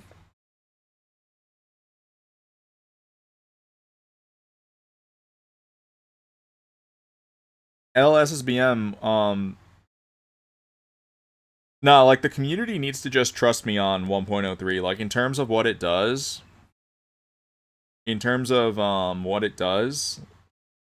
like, what mechanics are being modded, they gotta just trust me on it. Like, designing the box was way more complicated than designing 1.03.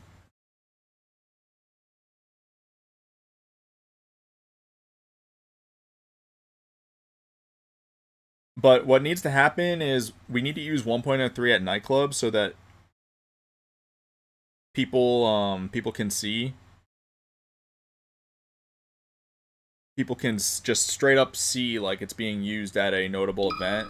Versus Falco. And from there, like, we can get it standardized.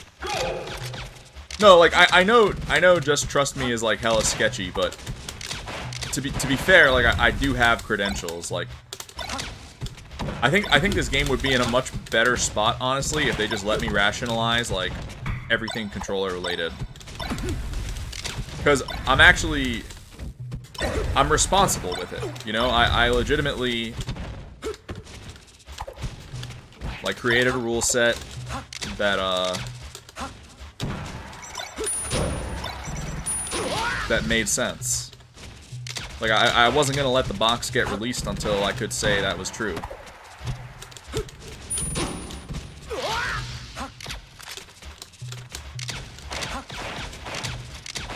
Yeah, Rossi, 100%. But I don't think my rep is complete shit anymore. I think it's coming back.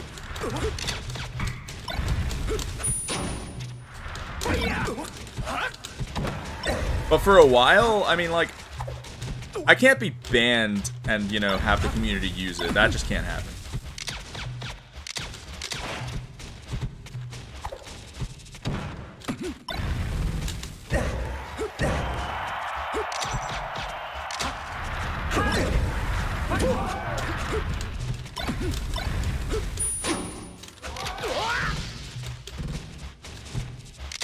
But now that I'm unbanned locally, it's a very interesting talking point.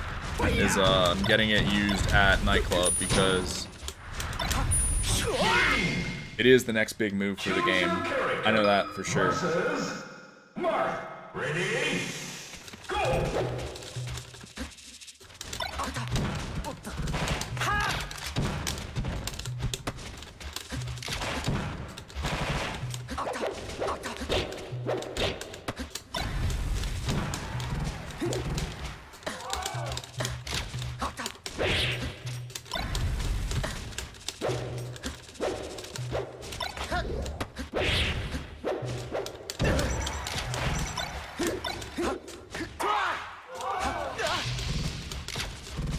It's a few things, it's a few things. For one, the UCF team fried everyone's brains, legit. The UCF team straight up told people that all we should do is fix dashback shield drop when that wasn't true. So now, like, a couple years later, what do you know? We gotta fix the other mechanics to make the box fair, but people don't like understand that. They don't understand because like it's what should have been done in the first place, but the UCF team, they fucked up the whole way the mod was presented.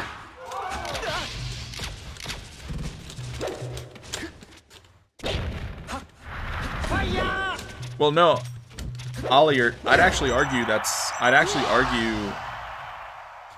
what's good about it. Yeah, I disagree with you there because we were having this talk earlier on in this stream how the UCF team essentially lied. They essentially, like, modded the two most important mechanics in the game, dashback shield drop, but then they lied. They said, like, all we're doing is equalizing GameCube controllers, which is demonstrably untrue. Meaning, it's like a mod that they're trying to advertise as though it's not a mod. That's literally what they did. So now it's like, I'm introducing 1.03 and I'm like, no, yeah, guys, this is a mod. That's what this shit always was. It was always a mod. But some people don't understand that. They think 1.03 is a mod, but UCF is not. And that's not true.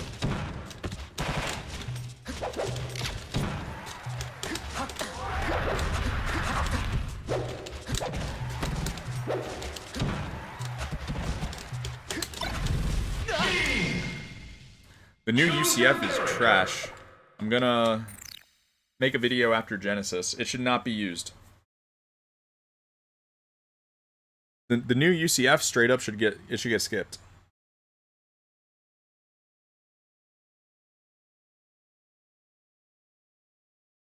Yo, Maher, I mean, Z-Jump is optional. It's like the most important fix after like dashback shield drop. But you can't force someone to use it. The four biggest fixes, I think, are dashback shield drop, Z-Jump, ADT shield. Those are the four biggest. Because dashback shield drop are like, you know, goes without saying why those two are huge, but then Z-Jump, ADT shield are direct hardware improvements to the controller. But I mean,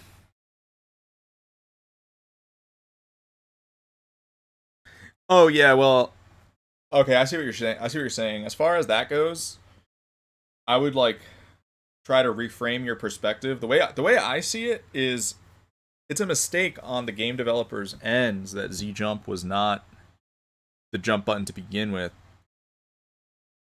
I mean, I guess, see, this is the thing, is GameCube controller users have to not view this as though the default game is perfect and now it's being desecrated. They have to view it as though the default game is objectively flawed and now we're fixing it. Because a mod like 1.03, for example, or even UCF, when you fix these mechanics, it's like, there's two ways to view it. The first way you could view it is that you're giving the GameCube controller equality with box. That's one way you could view it. But then another way you could view it is just that you're making the game functional. Because, for example, these mechanics actually just don't really work in a logical way. Like, that's ultimately why they have problems on the vanilla game. So you could frame it as though you're giving equality with box, but that might get stigmatized. That might make people feel as though their perfect game is being desecrated. So I prefer to just view it as though you're fixing the game. Yo, thanks, Mr. Jam and Curl. Appreciate that.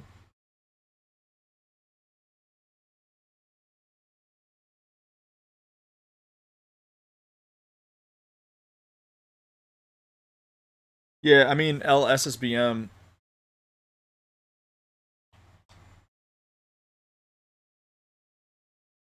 Okay, yeah, Maher, I actually think like exactly what I just said should be something that I highlight in the video that I do after Genesis, because I personally think the new UCF like .84 should get vetoed. But I think there is some degree of coercion that's like gonna be needed on my end, right? Like pitching it properly.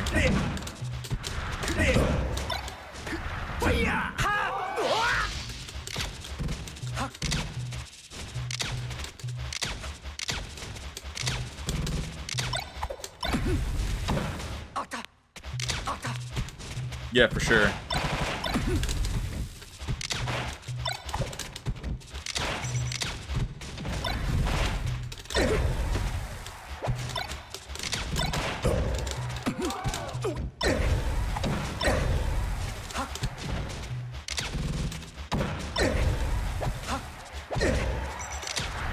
Yeah, I mean, Mitbox, Z-Jump's objectively better with every character.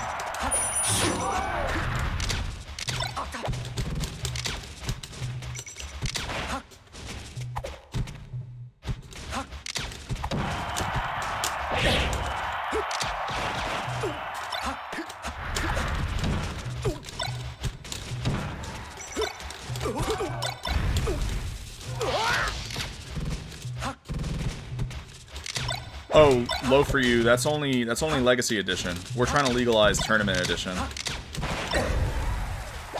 Tournament Edition is like it's like basically like perfected. It's like perfected UCF.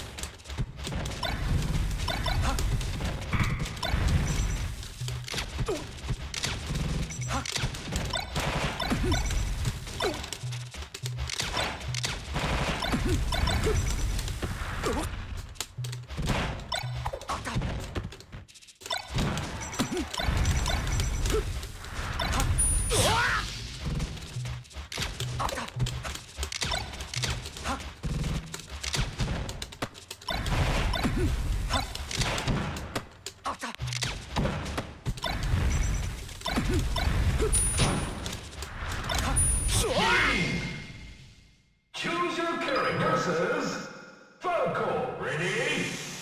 Go!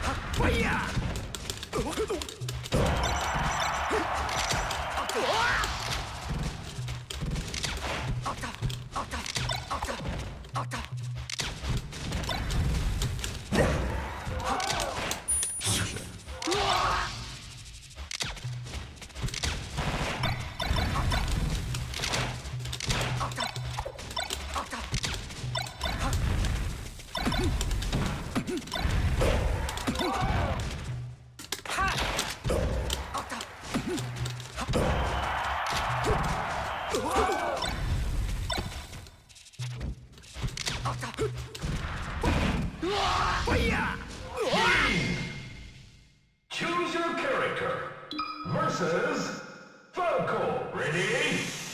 Go!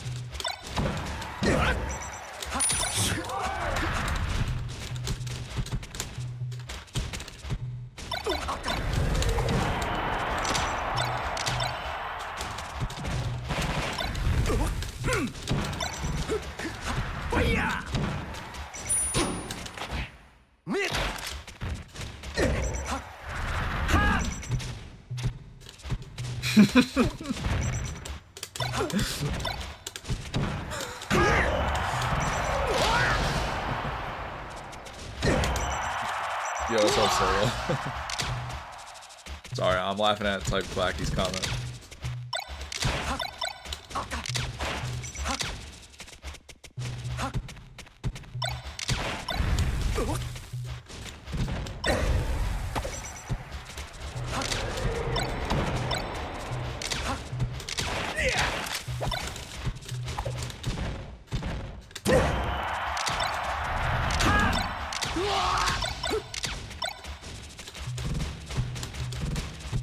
Oh, the Q's down? Alright, good looks. Thanks for telling me.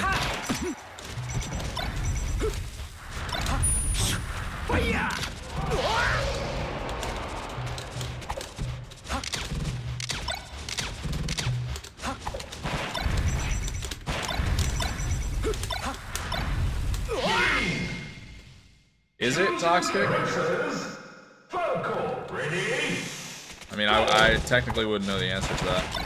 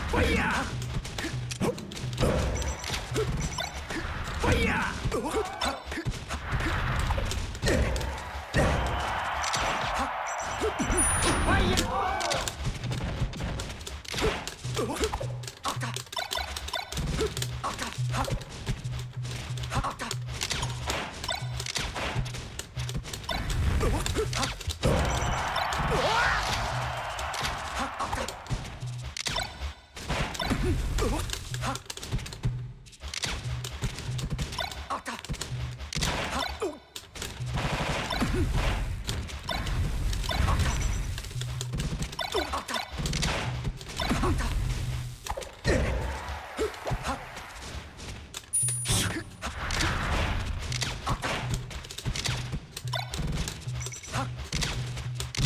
1.03 rhetoric.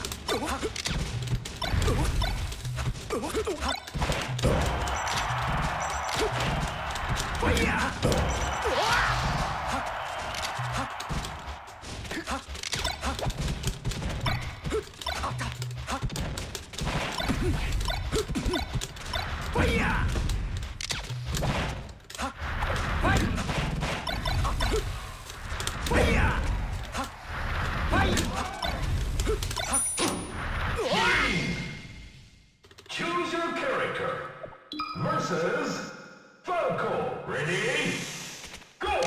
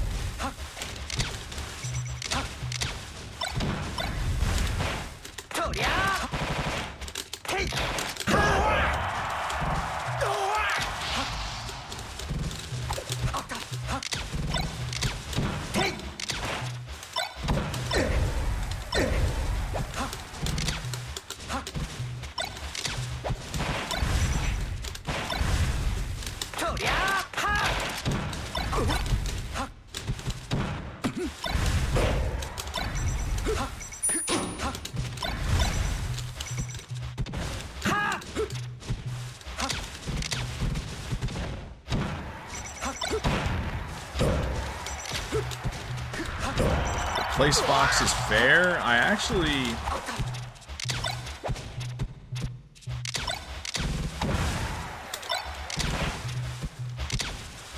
think it works well on him, to be honest with you.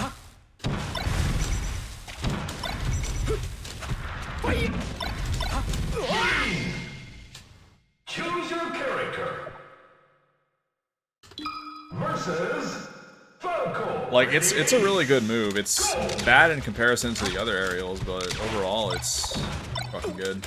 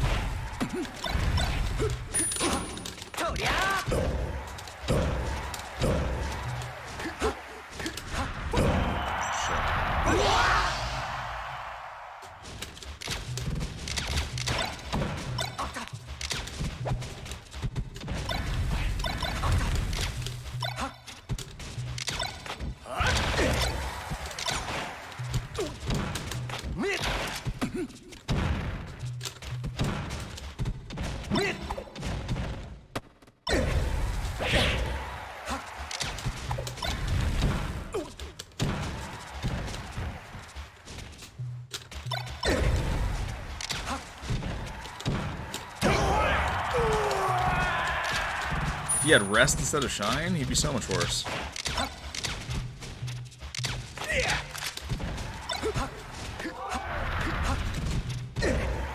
Oh, thanks, her. Dude, after that combo, I thought I straight up won the set.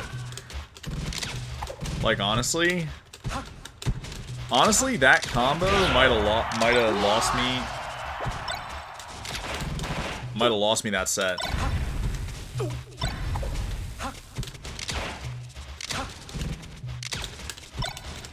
Just because it got in my head that I did something so sick.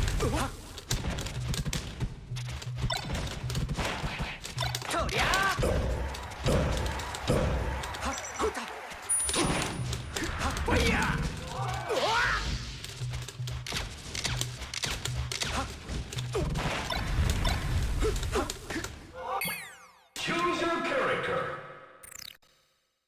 Alright, I'm probably going to call it for now and go get some food. Maybe I'll be on again later tonight, but if not, then I'll be on tomorrow. Thanks so much for tuning in, guys. Wait, no, I won't be on tomorrow. Nightclub's tomorrow.